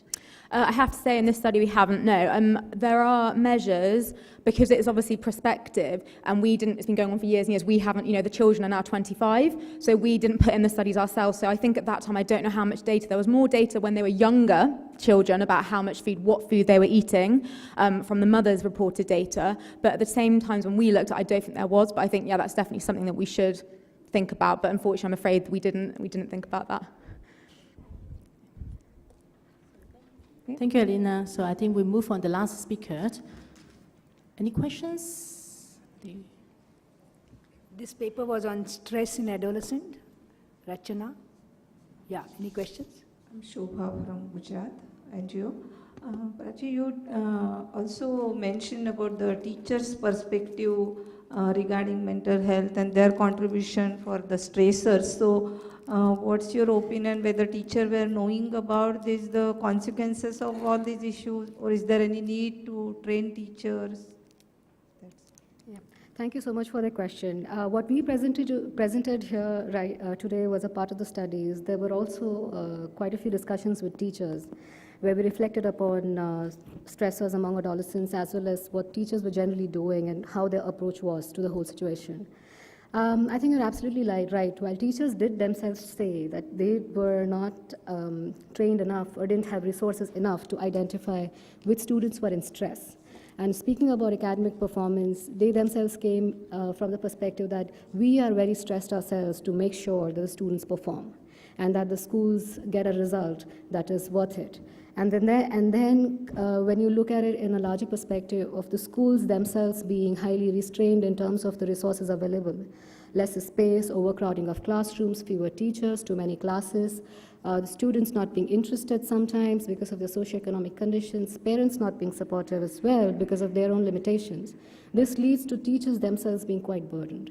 And so yes, there is definitely a genuine need among teachers which they themselves identify to help them identify stressors as well as find out better ways to deal with stress among children. Yeah, anybody else? Yeah. I have a question. Do you find any relation between like the economic condition and the level of stress among adolescents, school-going adolescents, and secondly, any difference between level of stress in public government school-going adolescent and private school-going adolescents? Yeah, sure. So thank you for that question again.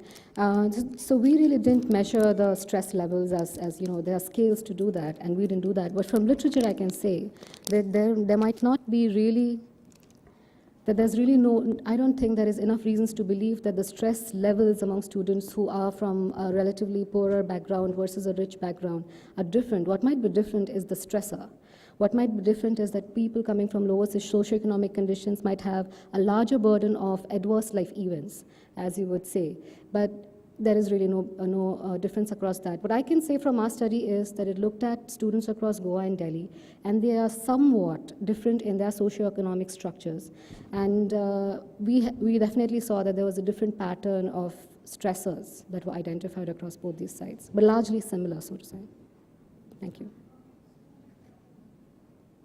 Any difference between government school adolescents and private school adolescents? Yeah, that would be really interesting to see, but I'm afraid we really didn't get an opportunity to speak to private school-going students. The study from Delhi is necessarily only with the government school-going students, and in Goa it's looking at private, but I really don't think I should compare. The last questions. I am from West Bengal, Shapna. So I have one question to you, that you were talking about the coping strategies according to the stresses. So you are mainly focused on the problem-solving strategies, problem-solving coping mechanism. Have you any data on the emotionally focused coping strategy among the adolescents? Yes, perhaps I had to rush through the results section and therefore this did not come out very clearly. But certainly, yes, the go-to for coping when you talk to students is actually focused on their emotions. They definitely look at distraction to distract themselves from the stressful thoughts. So they go talk to their friends, they hang out with friends, they use TV, mobiles, listen to music, etc. And then they also do support seeking, that is going to parents, friends, again, to talk about their problems and to seek. So yes, there is a predominance of seeking emotional support and resolving their emotional difficulties. I'm Dr. Paula Goel from Mumbai. My question to you is, when we're talking of stresses in the adolescent age group, many times we find that the teachers themselves are stressed out. Yeah. So do you feel in any way that the stresses of the teachers are also transmitted to the students? Absolutely. I think what can be done in that situation? Because if it's a transmission, then is it the stressor of the child, or is it the transmission which is given from the teacher to the child? And have you looked at it in your study? Was Yeah. that thing calculated? Sure. Thank you so much, Dr. Paula, for this question. So, yes, of course, there is a transmission of stress from one person to the other as it generally happens. As adolescents themselves have said that when they are very angry and stressed, they go beat their younger brothers and sisters. They would break things, so that is their way of venting out stress. And I'm completely sure that we as adults, parents, teachers, whoever, do use that mechanism frequently to address our concerns. It's come out in our study as well. But yes, of course, we didn't do an in-depth study with teachers to know what their stressors were. And so, yeah, my responses will be limited from this particular study. Thank you so much, Anne. So thank you. I know there could be a lot of questions still, but because of time constraint, we will encourage you to discuss with the speakers maybe later on at lunchtime. So let me just summarize, what we have today for this section. So first of all, I think mental health in adolescents have been an increasing sort of issues around the world, and this is really across different cultures, especially regarding to those like depression, which is one of the largest health burden for adolescents around the world. And I think in terms of the disease-based, I think besides depression, I think suicide and self-harm is also an increasing concern among adolescent populations. And this is why I think as a healthcare provider, we have to really look into these issues, especially for those marginalized youth or those youth with special needs. For example, like today, what the presenters present, like those HIV adolescents, those LGBT adolescents, those adolescents with pregnancy, or those adolescents, with some BRM issues. Of course, there are different risk factors, including those home environment, social environment, school environment, where this risk factor would give, put those adolescents in more vulnerability in terms of developed mental health issues.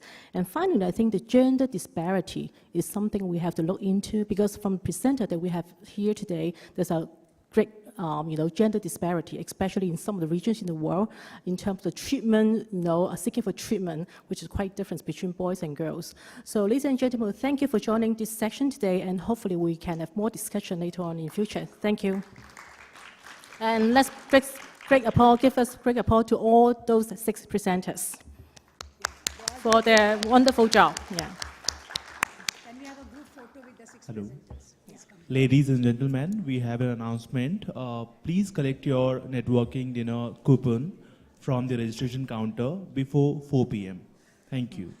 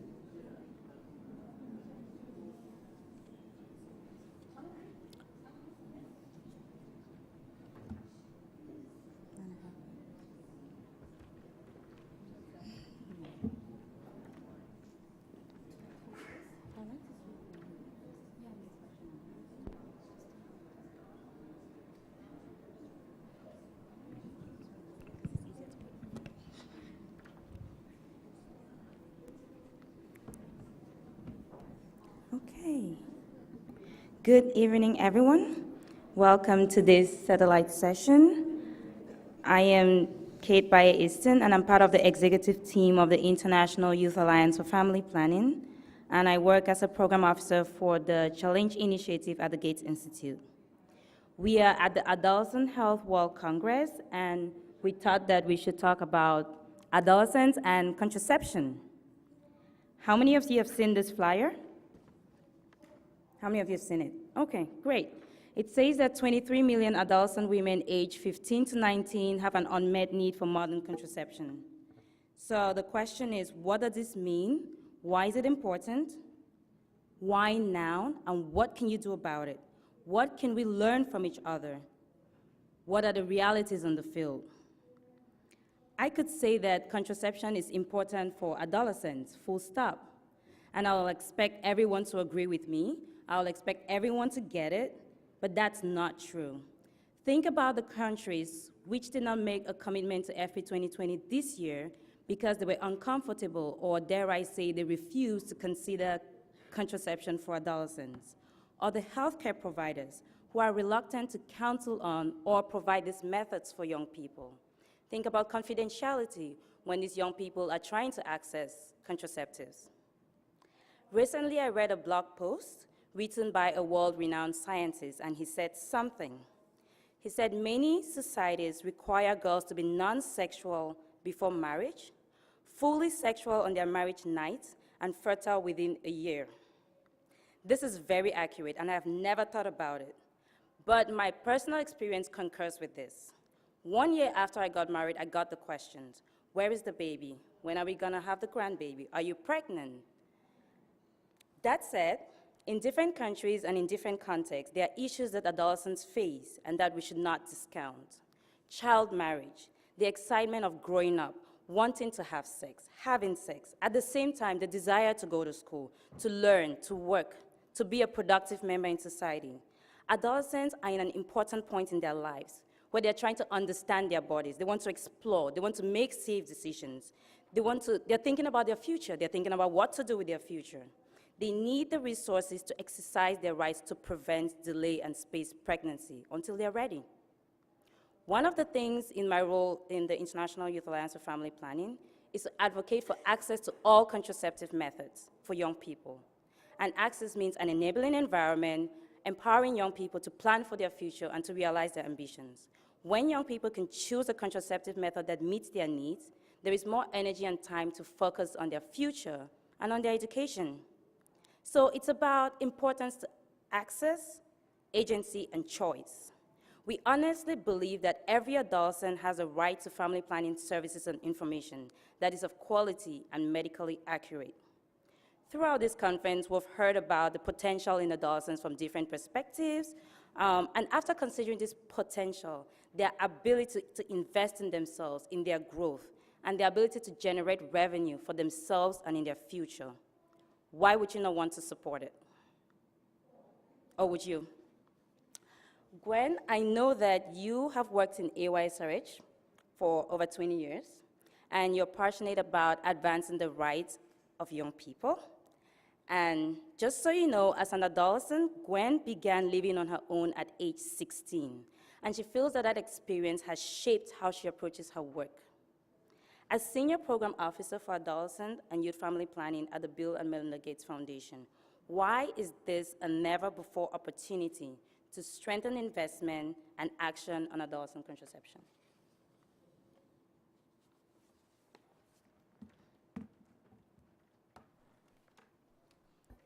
Thanks, Kate. So, as Kate said, I've worked in the field of AYSRH for a very long time, longer than maybe I wanted to admit. And over those years, I would say, by and large, the sexual and reproductive health needs and preferences of adolescents has been overall a neglected issue, and in particular, contraception in adolescence. However, recently, there's been a real groundswell of interest and growing commitment to advance adolescent sexual and reproductive health at the global and country level. And it's critical that we capitalize on the momentum to ensure that we're truly delivering sexual and reproductive health and contraceptive services and programs for young people. For the first time ever, we're seeing multiple global efforts that specifically prioritize adolescent health, including Every Woman, Every Child, or what's called EWEX, Global Strategy for Women, Children, and Adolescents' Health, the Global Financing Facility, the Accelerated Action for Health on Adolescents, which is called Iaah and has been presented already at this conference, FP 2020, as Kate mentioned, and efforts to achieve universal access to sexual and reproductive health services. We're also increasingly seeing countries prioritize adolescents in their EWEC country commitments, their FP 2020 costed implementation plans, their GFF investment cases, and other national plans and policies. And all of this is incredibly encouraging.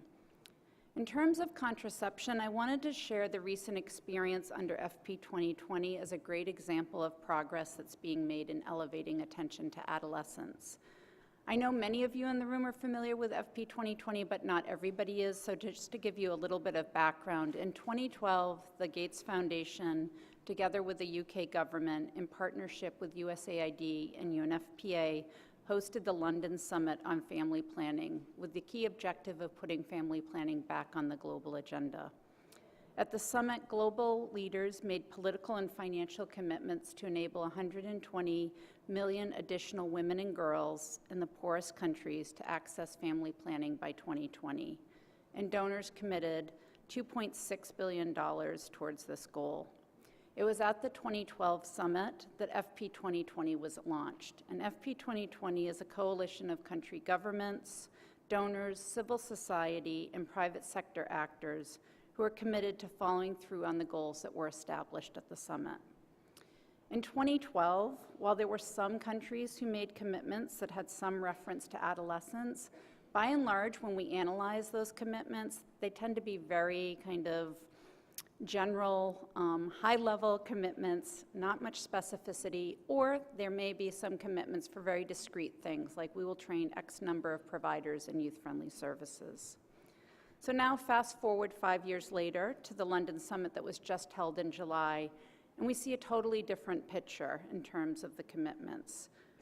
We had 35 countries that made commitments to adolescents and youth. So with all of the countries that made commitments, only one of them didn't reference adolescents at all in their commitments, which was amazing.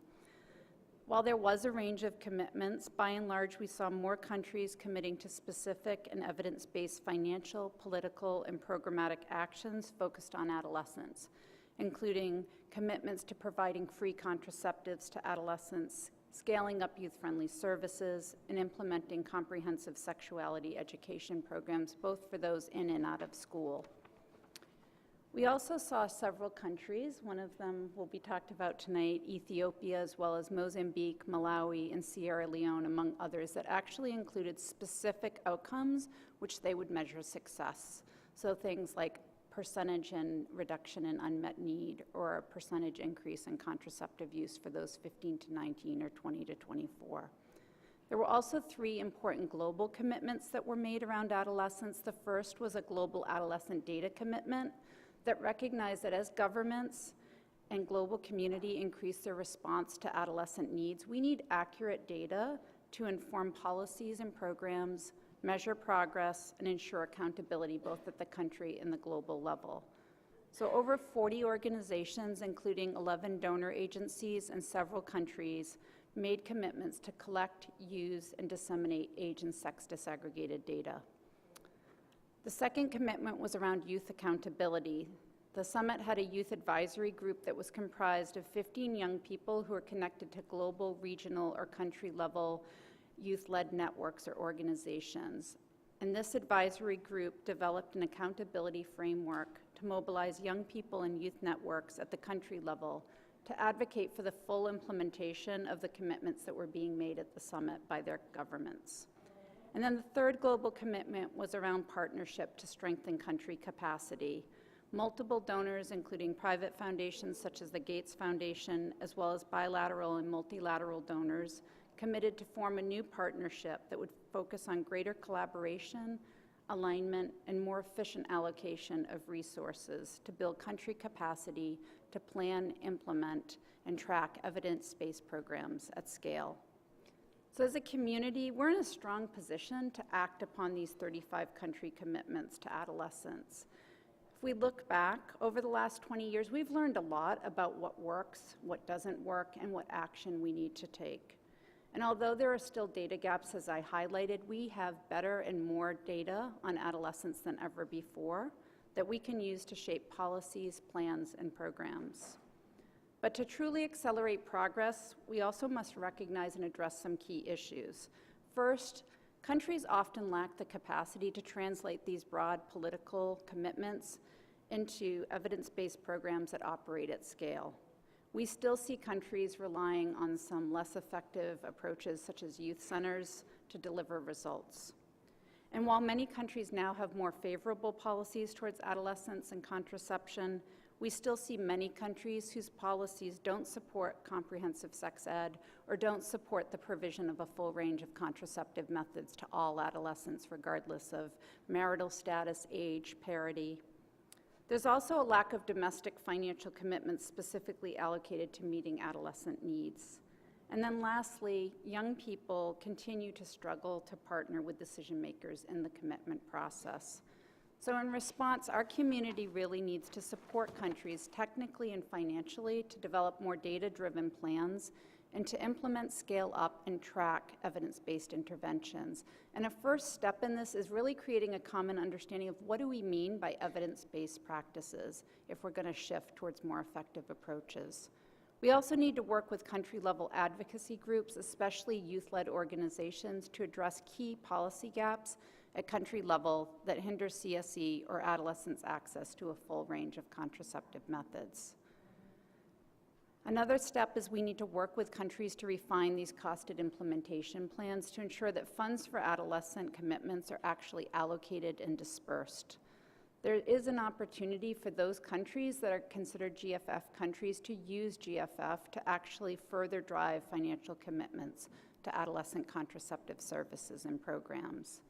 And lastly, we need to partner with young people around the implementation and monitoring of these commitments at country level. And then my last kind of recommendation is to many of us in the room that operate at the global level.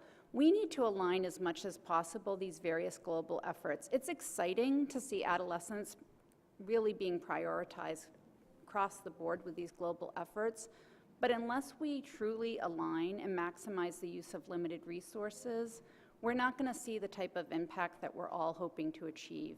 And we really can't afford to squander this tremendous opportunity that's before us. Thank you.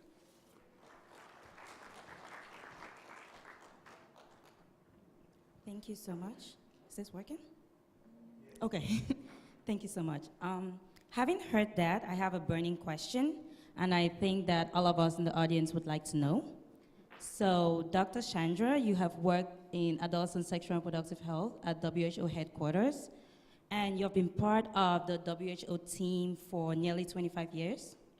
So, Dr. Chandra clearly recalls being scolded and sent away when he tried to get condoms as a teenager and a medical student in the India of the 70s. And he wrote a blog post about it, which inspired me. I think you should all read it. I have the link, so see me after this to get the link. Dr. Chandra, I'll put you on the spotlight, and you can go to the podium if you want to. But what I really want to know is what do we need to do differently to meet the needs and fulfill the rights of adolescents to contraceptive information and services? Thank you, Kate. How do we get this slide working? Yeah. So on your tables, you'll see copies of this paper that we published in July this year. It's titled, "A Never-Before Opportunity to Strengthen Investment and Action on Adolescent Contraception and What We Must Do to Make Full Use of It." There are a few copies on the table. In this paper, we have kind of tabled and then responded to 5 questions. What is this never-before opportunity? That's the point that Gwyn responded to. Why is it that adolescents are still unable to obtain contraception and use contraception? What do we need to do differently? What do we need to do or do differently to meet the needs of adolescents so that they can obtain and use contraceptives? What do we want to see happen in countries? And are there any low and middle income countries that have actually moved in this area and succeeded in improving the use of contraceptives by adolescents? So I'm not going to address all these issues. I just want to touch on 2 of them, and then we're going to have some country experiences of countries which have actually moved ahead in this area. So this presentation is available. I'm going to skip several issues, but answer 2 questions. Why are adolescents still unable to obtain and use contraceptives? First, many adolescents are not able to obtain the contraceptives they need. They may not be available. They're available, but laws and policies prevent their provision to adolescents, and even when there are no legal or policy barriers, health workers may not provide contraceptives to unmarried adolescents. I remember going to a pharmacy. I going out with the girl who became my wife when I was a medical student. Went to a farm when I couldn't ask the family doctor, no chance. He would tell my mom. I would go to a pharmacy a little bit away from home and wait till everyone left the pharmacy and then ask somebody. Sometimes I got it and walked out feeling like a king. Sometimes I was scolded and sent away.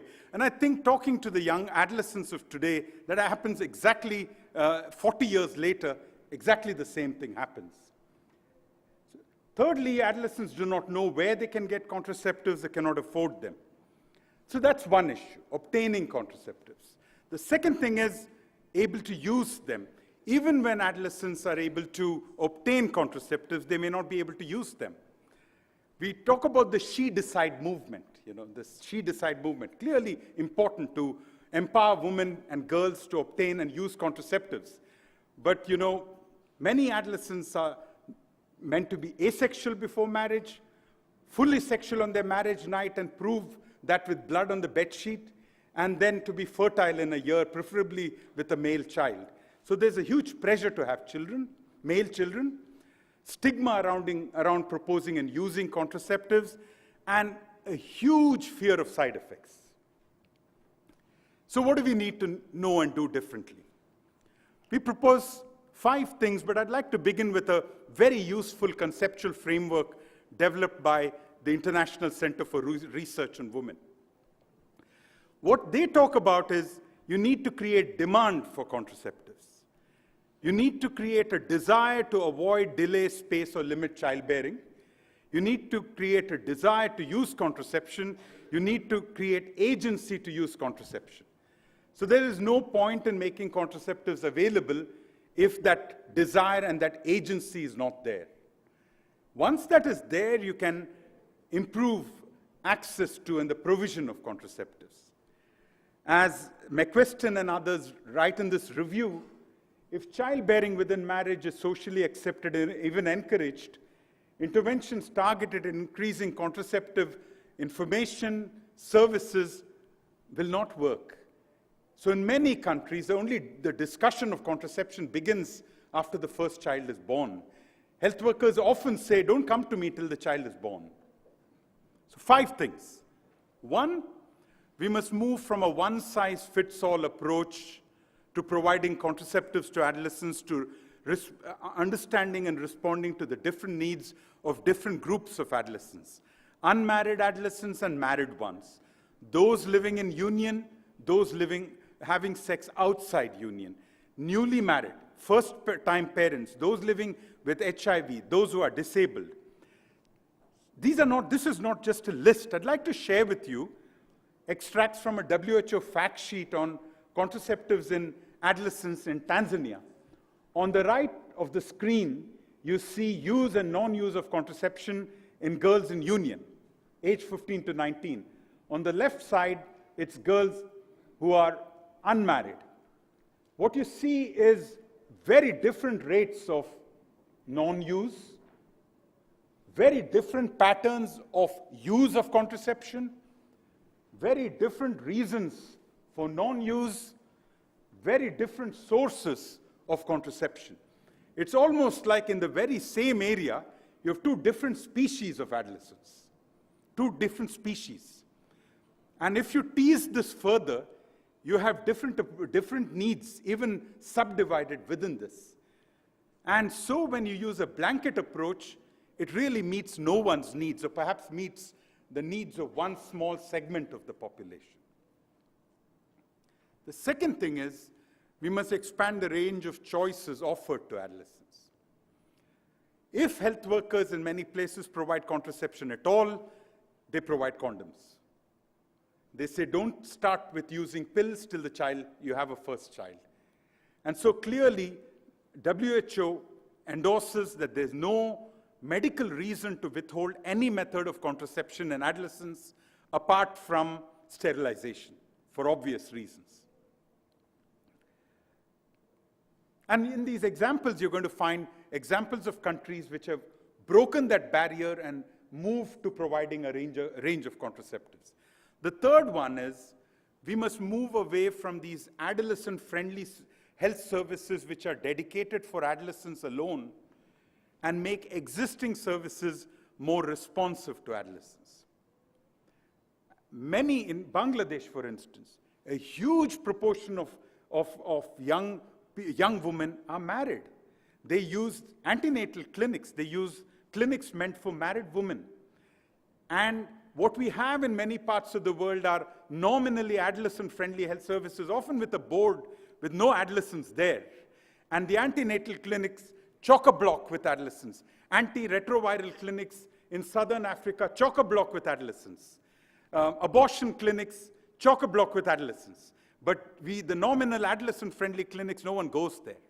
So we need to find, there may be a need for dedicated clinics for some groups of adolescents, but what we need is to use existing services and make them friendly. The fourth thing is we need to work with pharmacies and with private sector. This is a photograph of a clinic, of a pharmacy in Nepal, but in many, many studies we see that adolescents prefer pharmacies. I certainly did that. They prefer pharmacies because they're anonymous. You can get that without judgment. You can get the services you want.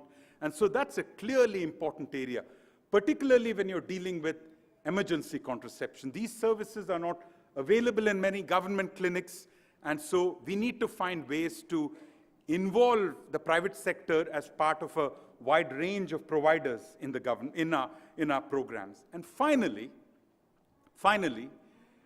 we need health workers. Clearly, we need doctors, nurses, medical officers, clinical officers who are non-judgmental, who are respectful, who are competent.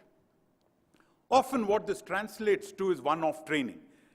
You take somebody, give them a 5-day training program, and then that is expected to transform them.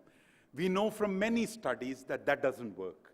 We need different approaches to build the capacity and sustain improvements in the capacity of health workers. Clear job descriptions, good quality training, desk reference tools, supportive supervision, collaborative learning. We really have to move away from this one-off training model. So I've talked about, in the last few minutes, why are adolescents unable to obtain and use contraception, and what are the 5 things that we need to do differently. I'm going to stop here, hand over to Kate, and then we can take this discussion forward. Thank you.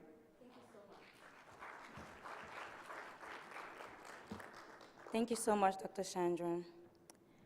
That was interesting, and I did learn a lot. Now, what we need to ask ourselves is what we can learn from the field. What are the programmatic approaches that have increased contraceptive uptake among different groups of adolescents in different settings? We're going to take a look on how the focus on married adolescents and first-time parents in Ethiopia, Bangladesh, Tanzania, and Nigeria has successfully increased contraceptive use among this group of adolescents. So first, I'm going to call on Yeme. Yeme works at the Packard Foundation, and she's going to tell us about the experience in Ethiopia. She's the country advisor for the David and Lucille Packard Foundation and has been involved in family planning and youth reproductive programs for more than 15 years. She has 2 adolescent girls, and her passion is to create an enabling and safe environment for all adolescent girls in Ethiopia and around the world. Can you please tell us about the experience in Ethiopia?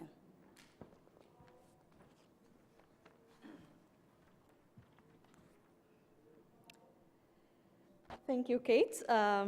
So yes, the progress in Ethiopia is a huge success, and we're very much proud of that. What I want to do in the next 5 to 7 minutes is really reflect how this change has happened, and also share with you, what needs to be done in the coming years. But please allow me to say a few words first on the current trend, so that you would be able to really understand how far we have come during the past 10, 15 years. So way back in 2000, when we have our first DHAs, it was only 6 to 8% of married adolescents who were using any form of contraception. And I think that's okay. A lot of countries, were in the same situation. But later on, 15 years later, in 2016, the DHS showed that close to 32% of married adolescents between the age 15 to 19 are using modern contraception. If you further push the envelope and look the data for married girls age 20-24, the CPR in 2016 is close to 40%. And mind you, this is higher than the national average for all married women, which is 36%. So I'm sure you would agree with me that this is important progress. And in the context of Ethiopia, availing contraceptive services for married adolescents is very important because young people aged 10 to 24 constitute 1/3 of the population. That means close to 30 million people. So how did this happen? To understand how the change happened, let's reflect both on the demand and supply side interventions. And usually we focus only on the supply side, but I think we also really need to see critically what has happened for this change to happen, particularly interventions to create demand. On the supply side, it has been said again and again, the major factor has been the political commitment from government, and particularly the Ministry of Health in Ethiopia. This commitment was actually translated in action. It's not just in policies and guidelines, but government was very serious to avail primary health services to the population in Ethiopia. And as a result, different programs were designed. And our flagship national program, the Health Extension Program, where the government trained and deployed 36,000 young women to provide primary health care services, including family planning services in each village, has made a huge progress for all primary health programs, and particularly for family planning, because these health extension workers, who are actually government employees, they are not volunteers, they are full-time government employees, were able to provide both short and long-acting methods. So it made a huge difference. But besides the health extension program, on the supply side, government has also put into place a large-scale acceleration training programs for midwives and nurses, which really increased the health cadre who were able to provide services. And on the same fronts, government has also improved the supply logistics system. Therefore, women and young girls were able to get services when they need it. Besides, the unique effort of the government, I believe the role of civil society organizations and donors was also very critical during these past 15 years or so. On part of the civil society organizations, they were able to really generate evidence and really elevate the issue of the demand for contraception services for married adolescent girls to the attention of government. They also urged government to have the appropriate monitoring and tracking system and age aggregated data so that we all will be accountable together. When we come to the donors and the international community at large, during the last 15 years, Ethiopia has enjoyed a continuous support from the international community, both financial and technical. And this change would have not been possible without the continued support of the international community and the donors. On the demand side, I believe we need to really appreciate the change in social norms and perceptions. A rural society like Ethiopia, where 85% of our population still lives in rural places, a very traditional and religious society, and where girls are expected to show their fertility in the first year of the marriage, to see this kind of change is really something we need to really recognize and applaud the changes within the society. And this change didn't come on its own.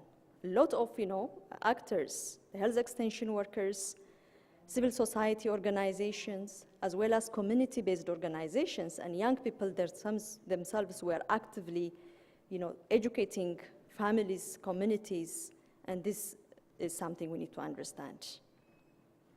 Saying that, in spite of the very positive progress, we still have major challenges and remaining issues. The most important thing we need to do is eliminate child marriage. 41% of our adolescents marry before the age of 18. We should not have married adolescents. Adolescents should be in school and not in marriage. So this is one task that we need to do. The other thing is we need to address the high unmet need for contraception among married adolescents. Although we're able to reach about 30% of the married adolescents, we still have around 32% of married adolescents who have unmet needs for contraception, and we need to reach them. And as has been said earlier, we need to have multiple approaches, because one approach is not going to serve everyone. Another gap in our program is ensuring quality of services. Quality is important for all women, for all health sector, but when we come to married adolescents, we really need to have a very good program where there is a good quality counseling, method choice, side effects, and a follow-up system. Without that, we will have a high discontinuation rates, which we are already experiencing. So this is very important as we talk about, married adolescents and in general young people. And finally, we also need to look beyond the contraception needs of married adolescents. Married adolescents and young people have diverse and multifaceted needs, and we cannot stop by just providing them contraception.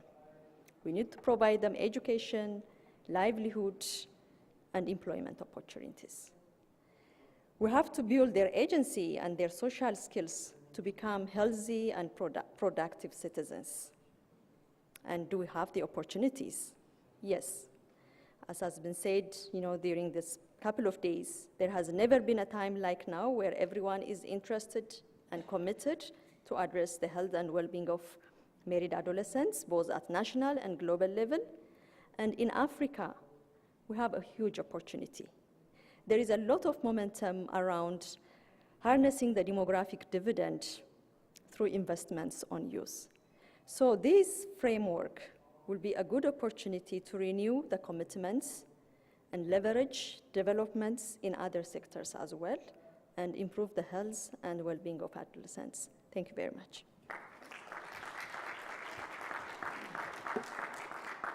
Thank you so much.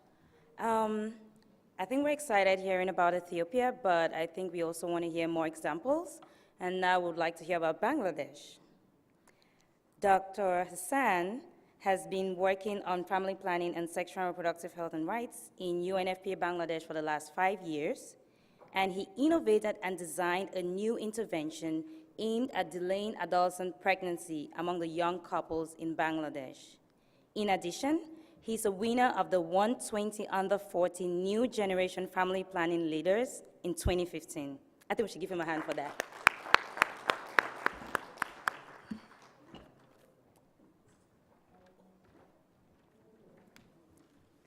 Please, the slides.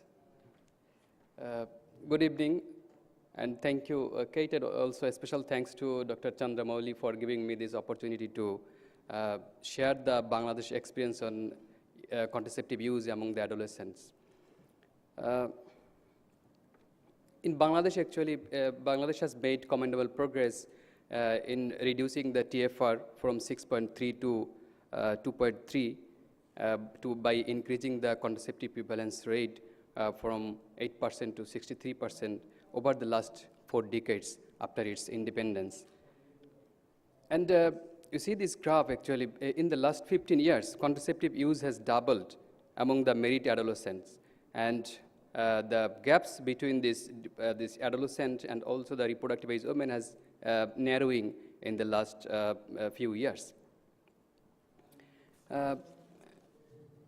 For this success of the Bangladesh Family Planning Program, I would like to mention 3 specific stories behind this success. One is this a story of female empowerment, that increasing the enrollment of the girls in the school, expanding social and economic choices among the adolescents, and a history of growth contribution.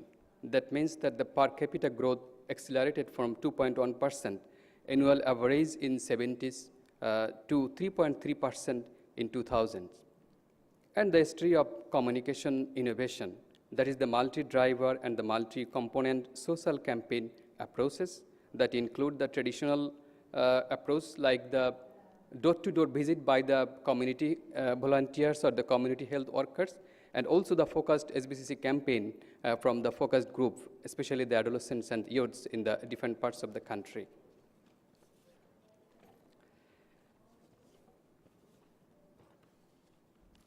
And despite this success, actually, we have some challenges as well. Bangladesh is one of the highest adolescent fertility rate in Bangladesh. Nearly 1/3 of the girls aged between 15 to 19 have begun their childbearing. Contraceptive discontinuation rate is also high among the adolescents, and also the knowledge among the SRHR is actually still very low among the adolescent groups. And unmet need, again, is still high among the adolescents, and last 4 or 5 years is still stagnant. There is no change to reduce the unmet need for the family planning program among the adolescents. But in Bangladesh, actually, we have the different kind of approaches in the SRHR program, implementing by the different partners, different NGOs, as well as the government, and mainly focused on the awareness-raising approaches that targeted towards the primary beneficiaries like the adolescents, and also targeted to sensitize the gatekeepers like the parents, teachers, school teachers, religious leaders as well. And also the service delivery approach, we have the clinical and the non-clinical services. So the key adolescent programs is actually the community-based peer model and school-based model, community mobilization, something like that. But the main challenge is that the services are available for the married. All SRHR information and services are available for the married, but for the unmarried adolescents, they don't have access to the pregnancy-related services, ministerial regulation-related services, family planning, as well as post-abortion care services. So that is actually our challenge still we are facing in the country. And you see the national curriculum, we actually included the SRHR component in studying from the class grade 6 to grade 9 to 10, but the family planning is nowhere. I mean, even at the class 9 and 10, they don't have any session on the family planning information for the young groups. So the good thing is that actually the government has initiated a lot of interventions, and they are actually started the health sector, fourth health sector program for the next 5 years, 17 to 2021. And mainly the focus is actually to the adolescent groups. And the Bangladesh has actually revitalized its family planning 2020 commitments with the 9 game-changing actions. And the first commitment is to operationalize the adolescent health strategy, that is newly endorsed adolescent health strategy. And we initiated a new service package that actually mentioned by Kate, that we initiated a new intervention for the young married couples actually to delay their first pregnancy. And we are giving a gift package, gift box to the newlywed couple during the marriage registration. And this gift box containing the few packets of condoms, few packets of pills as well, and then some printing IC material containing that how they should use the condoms or how they can take the pills, contraceptive pills as well. And also we are giving this letter, the congratulation letter from the government, that we are actually congratulating the new couples in their future life. And also government is already established the adolescent-friendly health service corner in the public facility, but now they are actually scaling up the adolescent-friendly health service corner in all the health facilities around the country. And we are also focusing on the first-time young mothers, those who are actually getting first-time pregnant before the age of 20 years. We are actually developing a new service package for the first-time young mothers as well, giving them the some service package like the IC materials when they should go to the antenatal health clinics for getting the antenatal services when to prepare the birth from the facilities as well as from the postpartum family planning services as well. So I think these are the opportunities actually we are having in Bangladesh to address the adolescent needs on the ASRS issues. Thank you.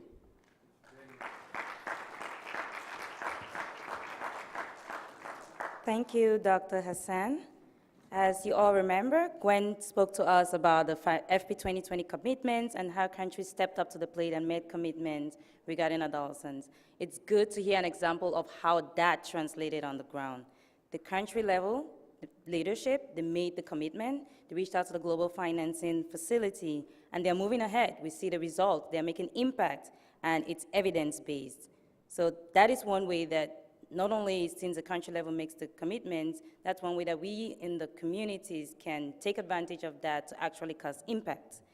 And we would like to hear more examples. So I would be calling on Caitlin, who has 25 years of experience working with adults in sexual and reproductive health programs. She is currently the senior advisor for ASRH at Pathfinder International and will talk to us about Tanzania and Nigeria. An interesting fact about Kate is that she walked the Camino de Santiago in 2014. For those of you who don't know, I have heard that it takes some people 25 years and other people 25 days, not years, and other people 50 days. And we would like to know, how long did it take you? I actually only walked half of it. Okay. That's still amazing. Okay, let us hear about Tanzania and Nigeria. So, for those of you who don't know, the Camino de Santiago is a religious pilgrimage that's been going on for hundreds of years. And you start in France. If you walk the entire 700-kilometer Camino, you start in France and you end up in Santiago, Spain. It's all, you can do it on foot. I saw people on bicycles, I saw people on horseback. But we walked for 2 weeks carrying all of our things. It was quite the experience. As I said, my feet have never been the same. So thanks so much, Kate. It's good to be here. I thought as you were doing introductions, I thought I should have given you an anecdote about something related with SRH and adolescence, but anyway, such is life. Okay, so I know I'm the last speaker tonight. I'm standing between your Saturday night and the Delhi nightlife or shopping, so I'll try to make this exciting. Many of you know that Pathfinder has been a leader in efforts to raise awareness about the needs of first-time parents and married adolescents. And as we've seen here among the several speakers here, they've frequently been overlooked in health programming and yet have significant needs in terms of access to information and services. And I was just saying to Chandra that it's kind of amazing over the last 5 or 6 years how this real emphasis on first-time parents and young married adolescents has really bubbled up to the top and seems to be, in some respects, advancing the conversation about increasing young people's access to contraception. So it's very exciting that we're really talking about this particular population. So our work, Pathfinder's work, is very much framed by the Prashar program, which we discussed a bit last night, which was implemented here in India. And we've gone on to adapt that program and refine it in multiple settings, including as part of a USAID-funded Evidence to Action, or E2A project, which has been generating evidence on the practical how-tos of implementing programs with first-time parents that increase contraceptive use among this underserved group. So tonight, as Kate said, I'm going to talk a little bit about our work in Nigeria and Tanzania to advance contraceptive uptake among this population of first-time parents as well as young married women. And we want to be clear that we're talking about not all women are engaging in childbearing and marriage, and so we talk about first-time parents to be inclusive of young women who aren't necessarily in a marital relationship, but also young married women, hoping to help them delay that first pregnancy. Am I talking too fast? I'm so sorry for that. You might be reading, but it's too fast for me to I'm sorry, I will slow down. Just a little. Okay, I have a tendency to talk fast anyways. The material is ready in your hand, but I am interpreting. Okay, gotcha. So we want to help young people either delay that first birth or reduce their risk of closely spaced pregnancies. Better? Okay. So interventions for first-time parents and married adolescents can improve both their knowledge and use of sexual and reproductive health services, but also reduce their social isolation and allow them to make more informed choices about their fertility, their health, and their well-being.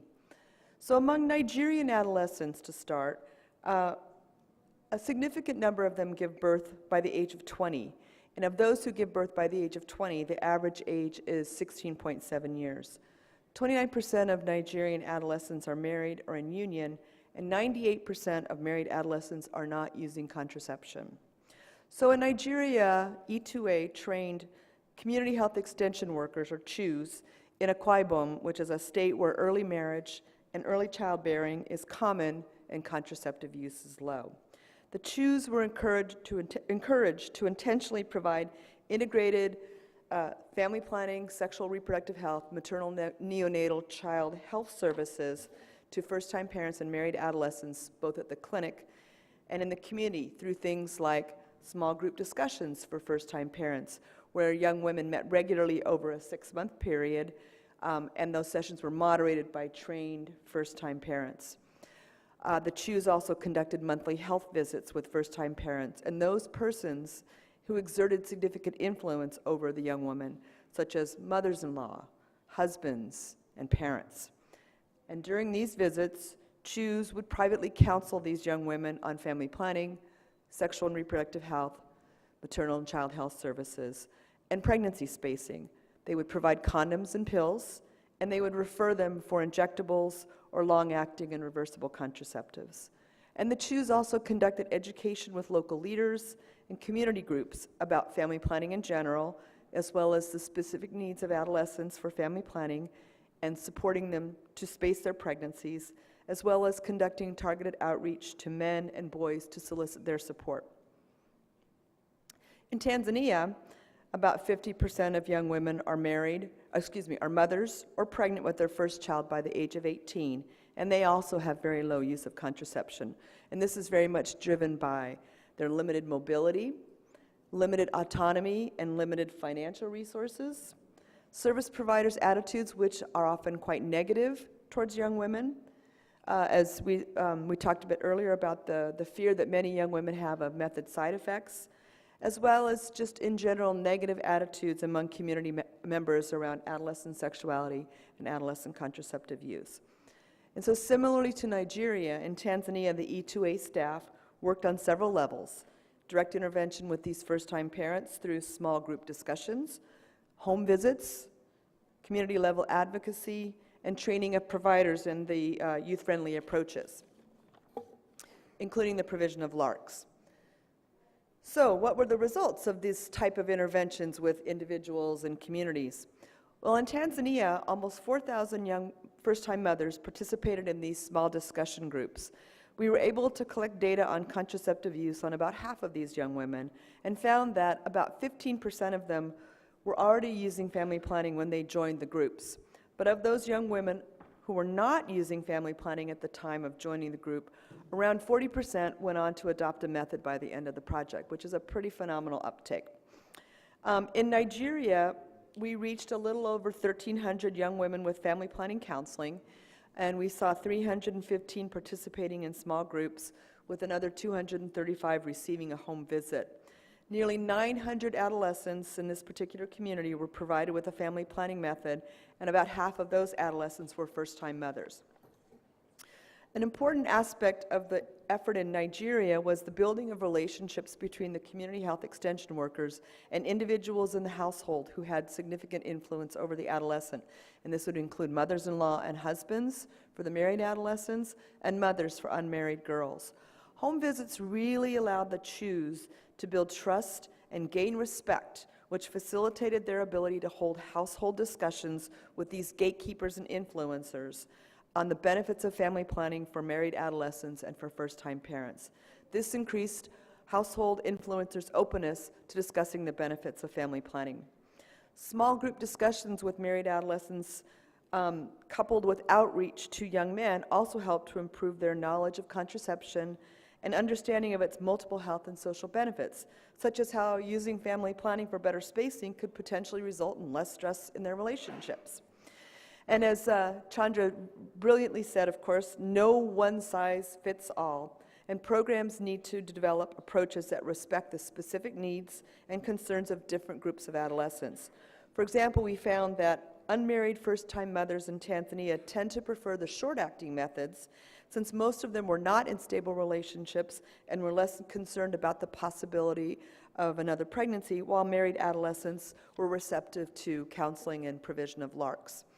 And finally, a major lesson is that these programs for married adolescents and first-time parents are most effective when they balance the facility-based and community-based activities, as this enables us to reach a more diverse group of adolescents. Thank you.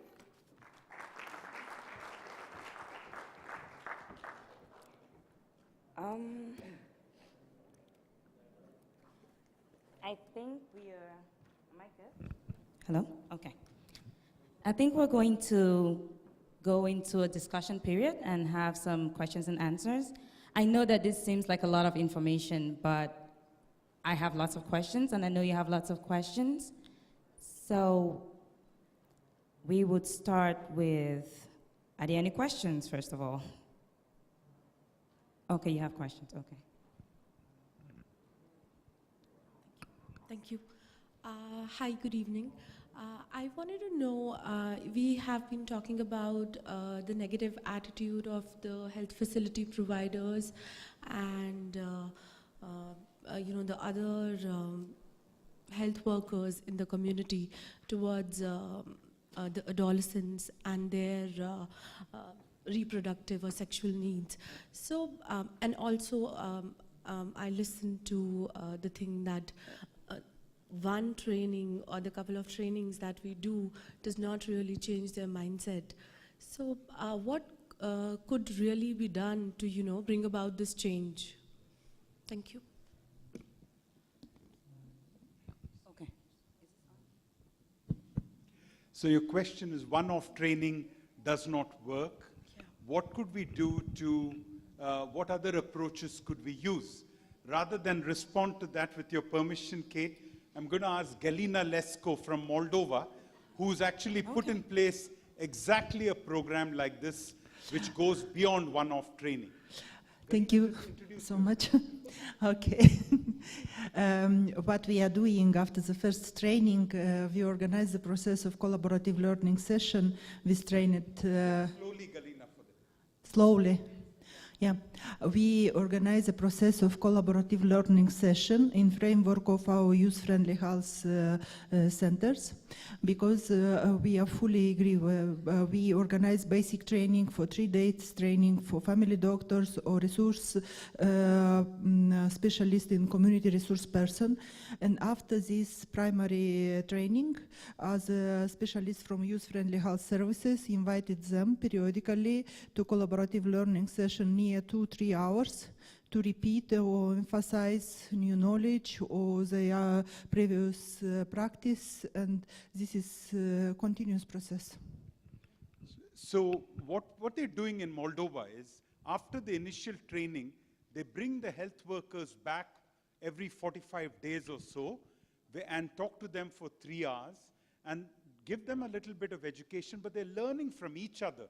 We have talked a lot about peer pressure in this 2 days. This is what the health workers are doing. They're learning from each other and applying peer pressure to provide responsive services to adolescents. We are just about to publish the first evaluation of that work, and it's dramatic, the results of this kind of collaborative learning. One of the things, I just came from a workshop in Tanzania that has been funded by Bill and Melinda Gates Foundation. Gwen was there as well. And one of the things, Gwen and I have known each other for a long time, and one of the challenges that we have seen over the years is this issue of provider bias. You know, we train providers, we do values clarification activities, we try to help them adjust their attitudes, and yet we continue to hear that young people go to clinics, they have negative experiences, providers are not nice, they're rude, et cetera. And so Gates has given some money to Pathfinder to really try to help us tackle this issue of bias. And it's a totally different approach. And we're actually working with Y Labs, which does human-centered design, to try to come up with some new, innovative, different approaches to addressing bias. And we're really crossing our fingers that we're going to see some important insights that help us get over this bias hump and help us go beyond just, I mean, training is important, but it's not enough. So we're continuing to explore other ways of addressing this. Thank you. I'm just going to have 2 or 3 questions from this side before you respond, and I'll please ask that you can just say your name and who you represent. Thank you. I am Jishan. I am working with a youth-led organization in Bangladesh, and it is called Sirak Bangladesh, and we are working for SDG 3 and 5.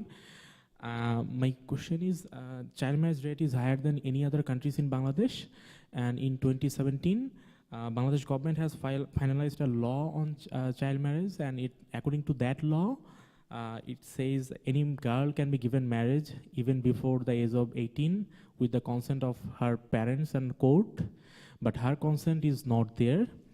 So, but we demand we demand not only token participation of adolescent and youth, but also the decision-making power.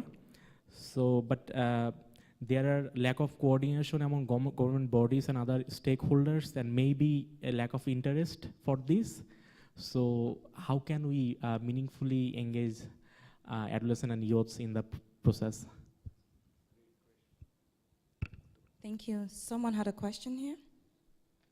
Okay, that was you. Okay. Thank you.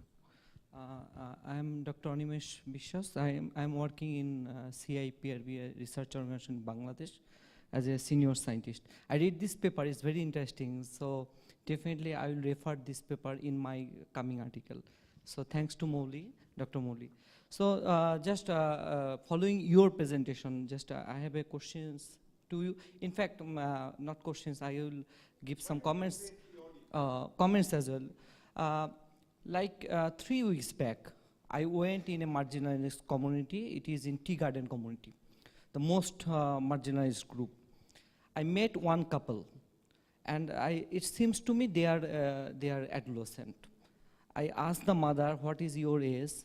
She said is 18.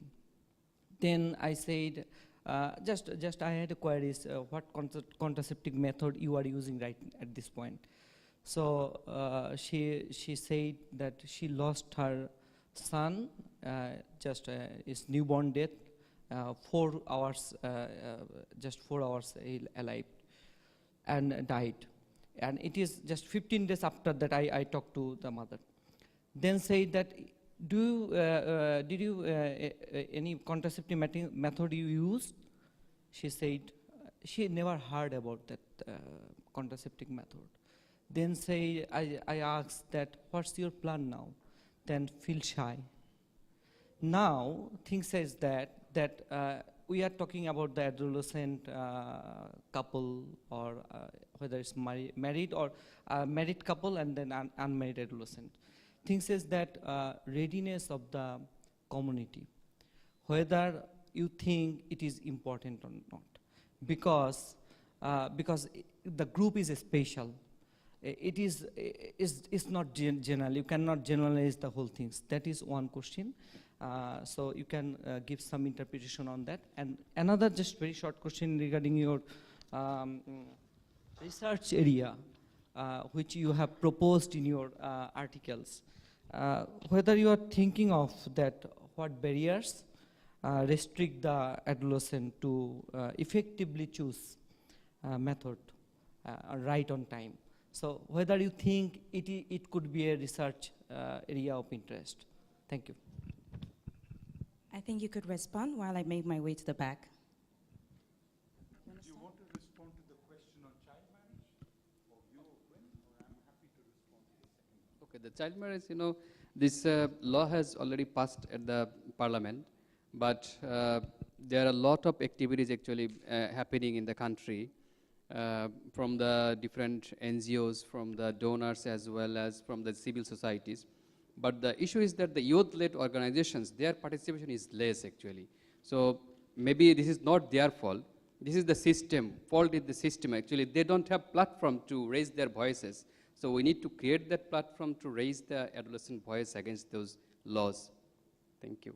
You want to respond to his question about the tea garden? I can add to what you say. No, I think you raise many issues. And, you know, one is the International Conference on Population and Development, 1994, one of the first things that it did was we need to focus on helping couples, helping parents see their children survive. Once parents can see their children survive, they'll automatically have fewer children. One of the reasons to have 6, 8, 10 children in the past was 2 or 3 of them would survive to adulthood. Bangladesh has achieved huge reductions in childhood mortality. And that translates within a generation to a decline in fertility rates. Having said that, and despite all the progress that Hassan showed us, there is inequity, there is poverty.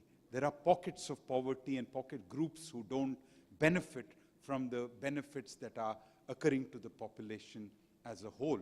So the point about lack of access to knowledge, lack of access to contraception, they are a reality in Bangladesh. But we see the success in Bangladesh, the achievements as very impressive, though Hassan was very clear in saying there's still an enormous amount of work to be done.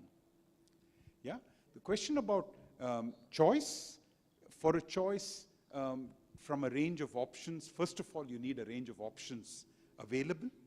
Then you need to have a health worker who can help the couple, the individual or the couple, choose from that range of options, you know, give advice and support, but allow them to make a choice as well. So of course, this is not easy. You know, I'm from India. We are so used to going to the doctor, and if the doctor asks you any question, you say, you're the doctor, you decide for me. That's what we do.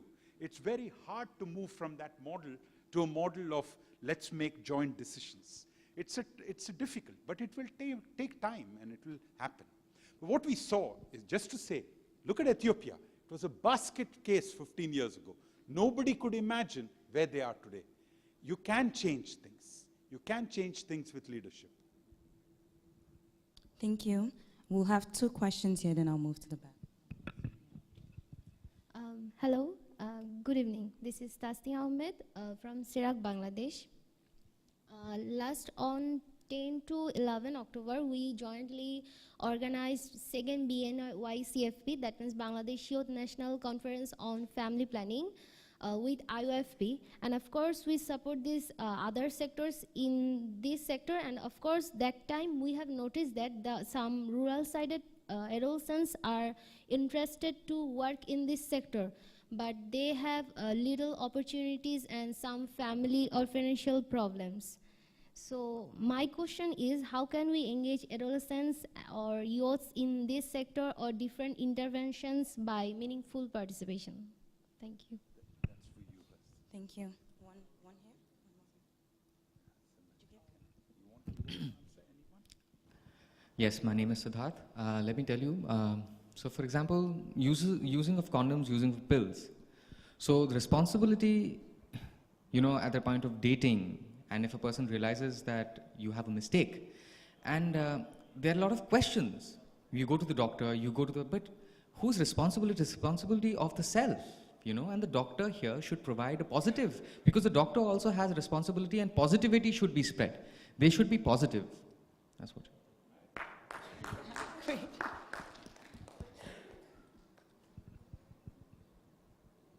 Thanks. My name is Aoife Doyle from LSHTM in the UK. I had a question about the social norm change in Ethiopia.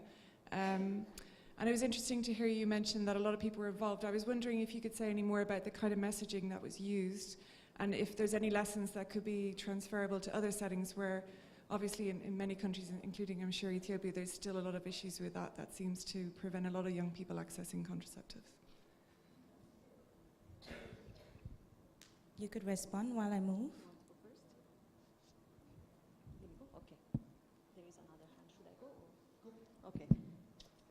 Okay, should I go? Yes, or? please. Okay.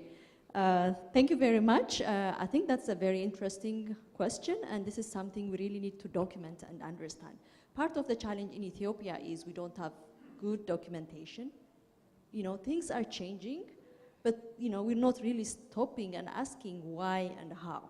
So, you know, that is, you know, a big research question. But, you know, from my own observation, I think there are a few points that has resulted for that change in social norms. First and foremost is, you know, the role of community-based organization and local CBOs. You know, earlier in the program, there used to be thousands of, even before the health extension program, there used to be thousands of community-based reproductive health agents, you know, supported by USAID, Packard, a lot of, you know, funders who really spread the words in those rural communities. I think it has laid some foundation when the health extension program and the health extension workers came on board, it automatically accelerated. So that's one thing. The other thing, you know, from my perception is when the government decided that, you know, the health extension workers should be all female, 36,000 of them are female, you know, agents, and they are also very young.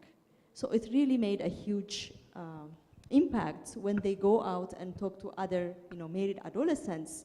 You know, some of them are, you know, same age. So, you know, sort of a peer approach, it has really created a huge difference. So it's multiple factors, and the media has also been very much active in, you know, talking about, you know, the problems of child marriage for health and all social outcomes. So that has also an important role in bringing those social norms. But I think this is a big research question for all of us. Thank you. With your permission, Kate, can I just ask Rebecca Lundgren from Georgetown University, who's led a project called the Great Project in Uganda, where they actually documented very carefully how norms were changed to promote, for instance, increased communication between couples about contraception.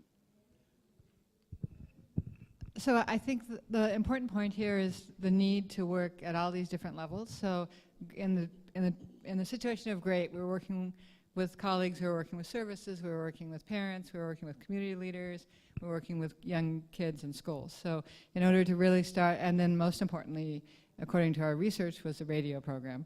So a radio program that was really documenting the transitions and the change in some of the certain characters of the different ages that we were looking at. So I think that was really helping to push the conversation and the reflection around, you know, what are these kind of social expectations that we have about how young people are supposed to behave. So I guess really to move our thinking towards, of course the services are important, but also how can we start shifting norms, but not necessarily, you know, bringing people together and saying you must change your norm, but starting to work through these different social structures with younger adolescents, with young people who are in moments of transition. And I think we've noticed a lot of really exciting change that can be sustaining and spread to the community and through other programs as well. And the other, I think, important issue is that you have multiple outcomes. So it's not just about family planning, it's about, you know, reducing violence, improving communication, keeping girls in schools, better communications, more satisfaction at home. So I think when you're really thinking about those normative structures, it can have much bigger payoffs than if we're trying to work in isolation, all of us. Thank you. We have at least 4 more questions, so I'm going to get 2, you respond, and then. Hello, everyone. I am Abhilash from Dasra. I have a question on Ethiopia's model. Ma'am, you talked about different demand-side players and supply-side players working together to bring about the solution to the problem. And one of the important themes which has emerged in various sessions is convergence between different players, convergence between different bodies of the government, and convergence between government and the civil society. So was there any attempt to bring about convergence in Ethiopia? And if yes, then what was its role in the overall success?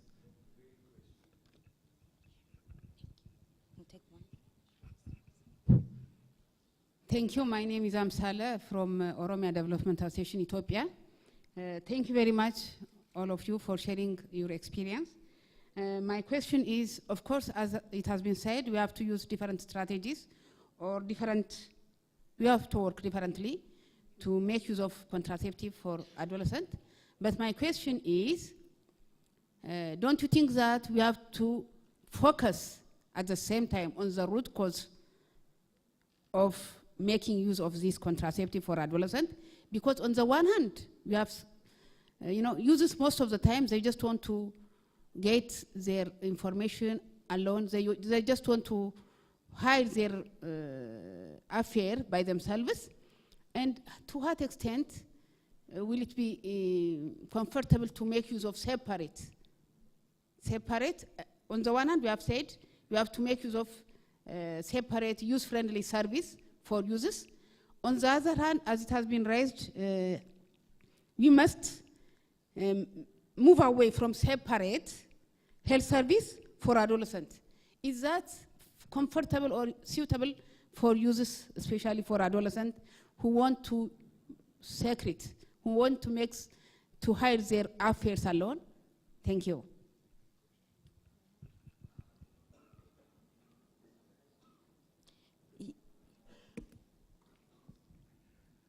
The question, as I understand it, is in my comments, I proposed that we must move away from separate services for adolescents to making existing services friendly. And her question, as I hear it, is that what adolescents want? Will they feel comfortable in obtaining those services confidentially if it is part of a wider service? Is that a fair summary of your question? Yes. So can I go ahead and try to answer that? Or Gwyn, you want to? I've already answered some questions. Go ahead. So I think it's a good question, but I think ultimately why we're trying to move towards mainstreaming youth-friendly services is back to Chandra's point, which is looking at how to optimize the health system and what is needed to support those standalone services and whether or not we're seeing the volume. I think one point too, Chandra, we should maybe clarify when we say making existing services youth-friendly. From what I know about Ethiopia, often those youth-friendly services are already in the existing health facilities, and so this is what we mean by mainstreaming. What we're talking about is not setting up specific adolescent-friendly clinics, whereby a lot of resources are going to those, and we're not seeing the volume of young people to really justify that return on investment. So I don't think we're saying that confidentiality and privacy are not critical elements, even when services are mainstreamed. We know that they are, and we know that young people are not going to go in for services unless those things are assured. So I just want to make that distinction because I think sometimes it's confusing what we mean by mainstreaming. Okay, I think it's a very interesting question once again, and you're right. There needs to be a convergence between different actors and at multiple levels. So to reflect back, in Ethiopia and the experience we had, I think the most important thing that matters is leadership. We have enjoyed a very strong leadership from the Ministry of Health in particular, and it has made a big difference. So because of this leadership, I think we were able to establish coordination platforms from the district to the national levels. In Ethiopia, we like to do things in task forces, or there is always a coordination meeting. Sometimes it's too much, but really it helped everyone to come together and talk about the one plan, the one budget, and the one report. So this is, an important initiative and leadership, opportunity that the government capitalized on. When we come to the donors, these are the implementers, but at the same time, the government has done a lot of work to really coordinate the different donors. As I said, we had a strong support from the international community, and it was important to really bring them together and to have one vision.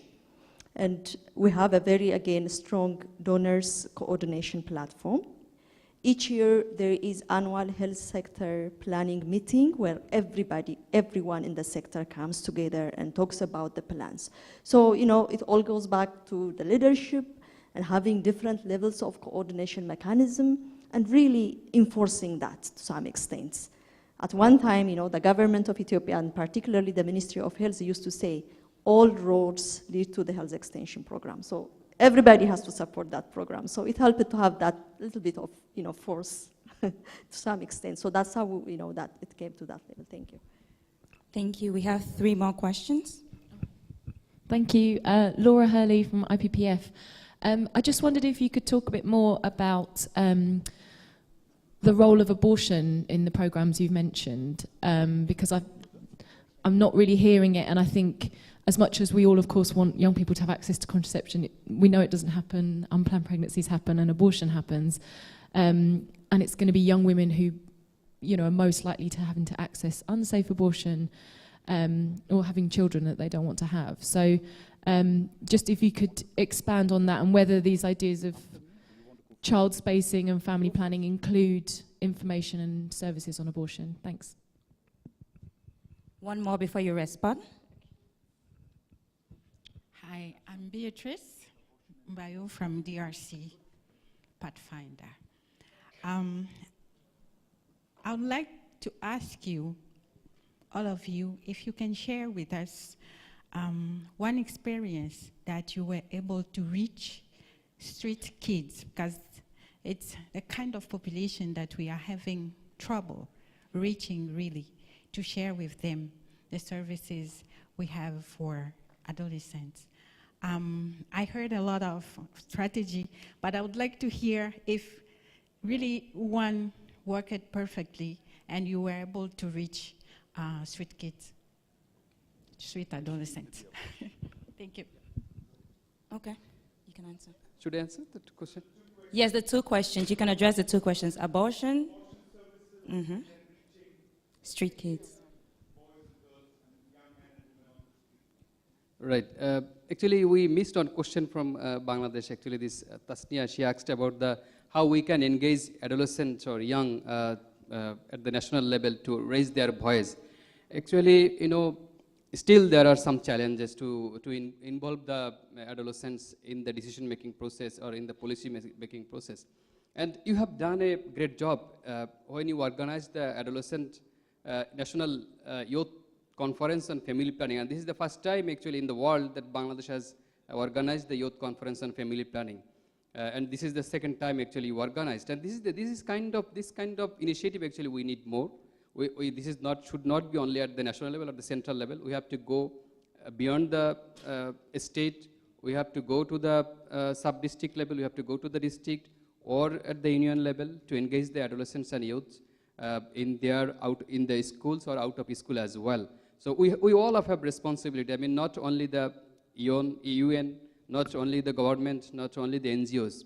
All the adolescents, they also have some responsibility to, as a peer, they can involve the other adolescents to raise their voice as well. And responding this question on the abortion, I can share the experience from Bangladesh actually. We have a law that abortion only allowed for the life-threatening condition of the mothers. But in general, it is not allowed. But what is happening, I mean, in every year, more than 1.3 million abortions, the termination of pregnancy happening in the country, in Bangladesh. And in the reality, that is number, 1.3 is from the facility level.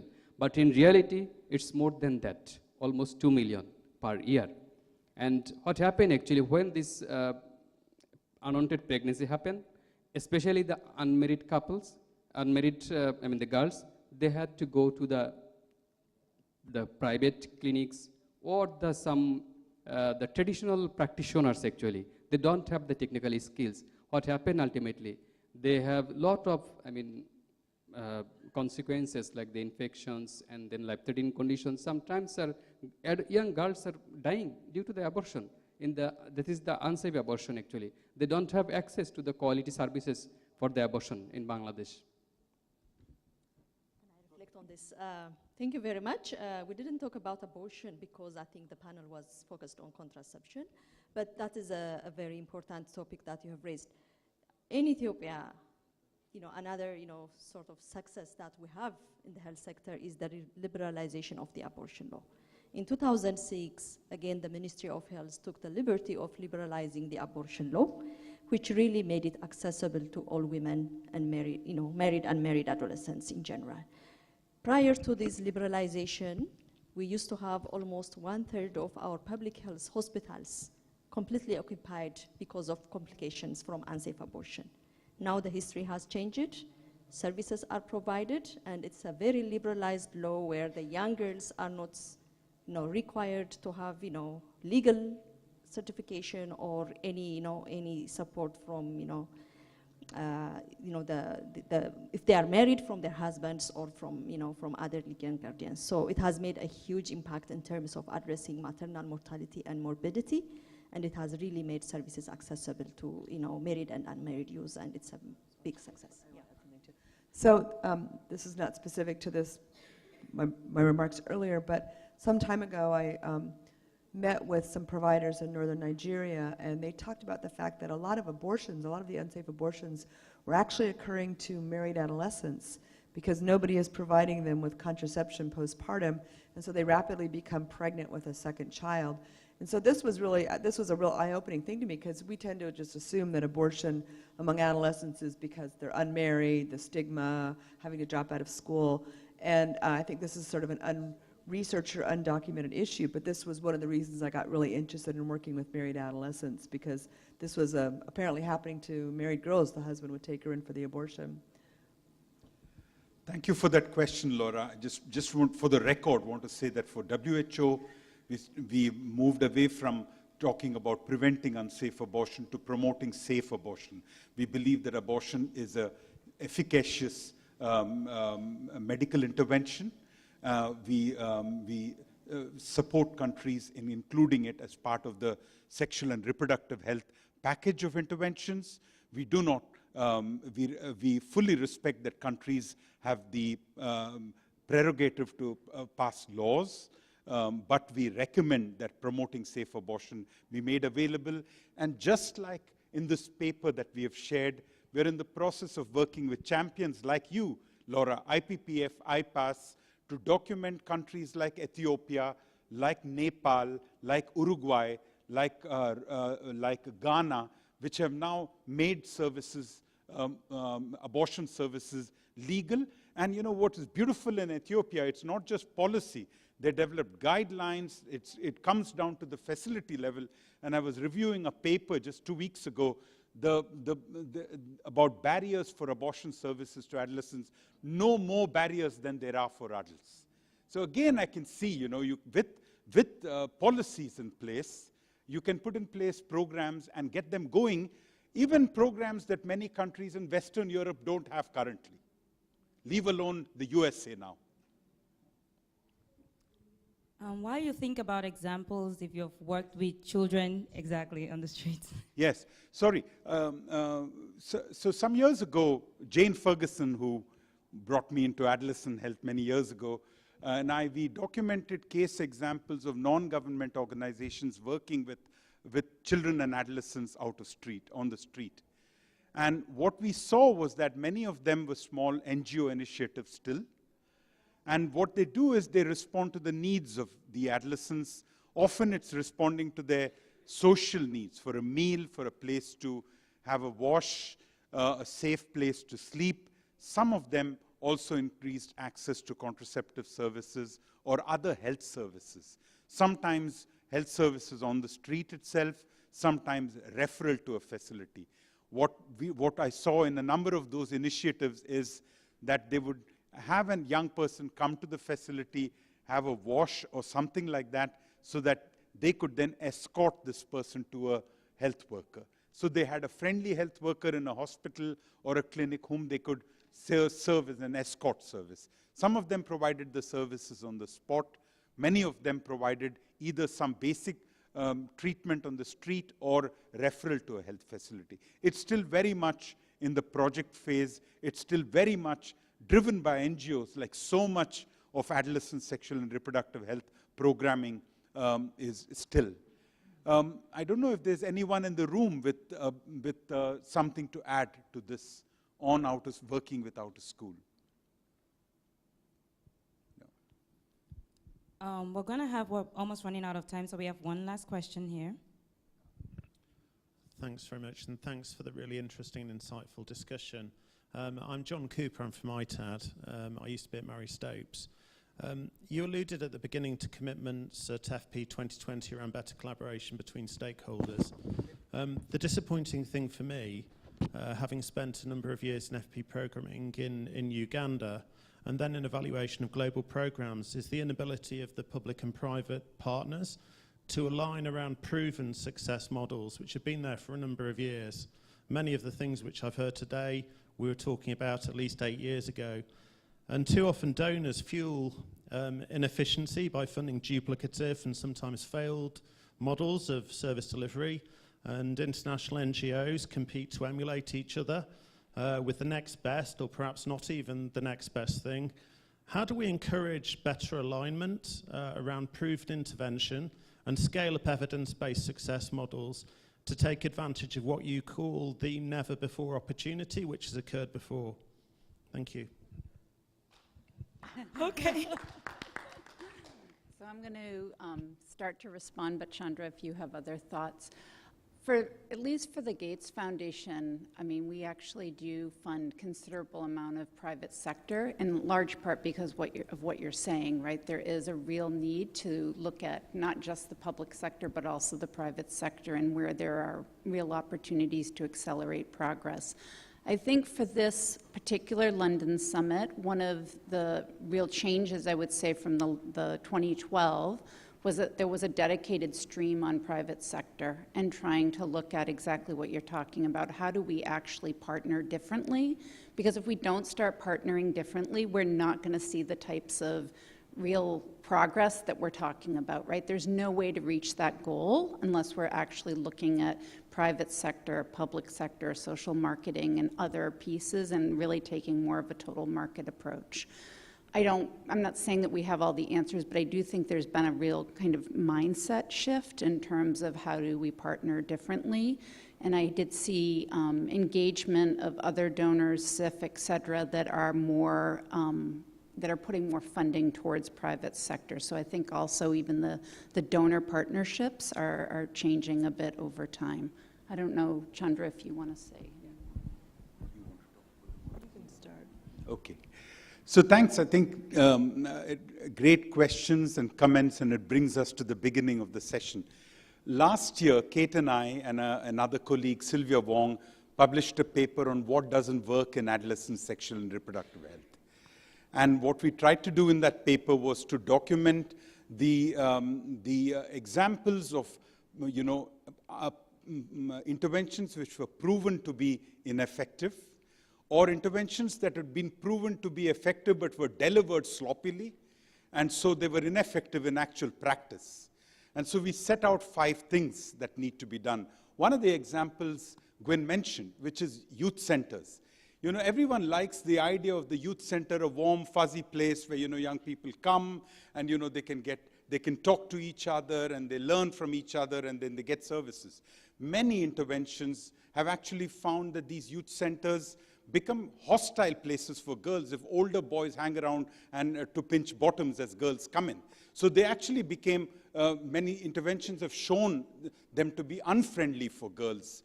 So, and even when they were they led to use of contraception, they were not cost effective. So despite that, many times donors put these things in place. So we put this we published this paper, we have publicized this paper, we've worked with various donors. So that's one issue, putting it on the agenda, communicating it to donors, working with donors. For instance, Tamara Krainen is here from Packard Foundation. She invited us to come and meet her band, the donor team from all her country desks, to share these findings, talk about it with them, and that's what we're trying to do. Taking these proven approaches, unproven approaches, and approaches that we still need to learn about and share it with others. The other point is about, is this really a never-before opportunity? Clearly, there have been opportunities before. The never-before opportunity is that, I think the Bangladesh example is a very good one.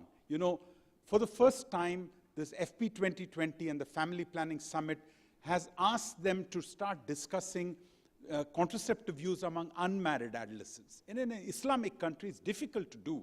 But there's pressure on the government from outside change agents and inside change agents to stop doing the old things. So, the opportunity, the need to do it was there before, but the kind of commitments that are there, and the July summit in London, we have not had those kinds of commitments before. They could fall flat and they could all dry up, but that's what we don't want to allow. There's Jane. Jane. Hi, I'm Jane Ferguson. Just to make a point, your comment was really very important, and it links back to something that Gwyn said right at the beginning to do with alignment. And the two examples that we have seen here in terms of Bangladesh and Ethiopia, and the importance of government leadership, and governments can pull donors together, the UN family, the NGO community, in a way that they can't do it themselves because of the competition that you mentioned. So I just didn't want to leave out the role of government and the importance of government. I just want to say something, I guess you're from England, right? So, England, everyone knew that England's teenage pregnancy rate was the highest in Western Europe. It took a Tony Blair initiative to put that in place. The opportunity, the need to do that was there for 25 years. It was a political window of opportunity, which was not really because of teenage pregnancy, but because of social exclusion that allowed teenage pregnancy to come on the agenda.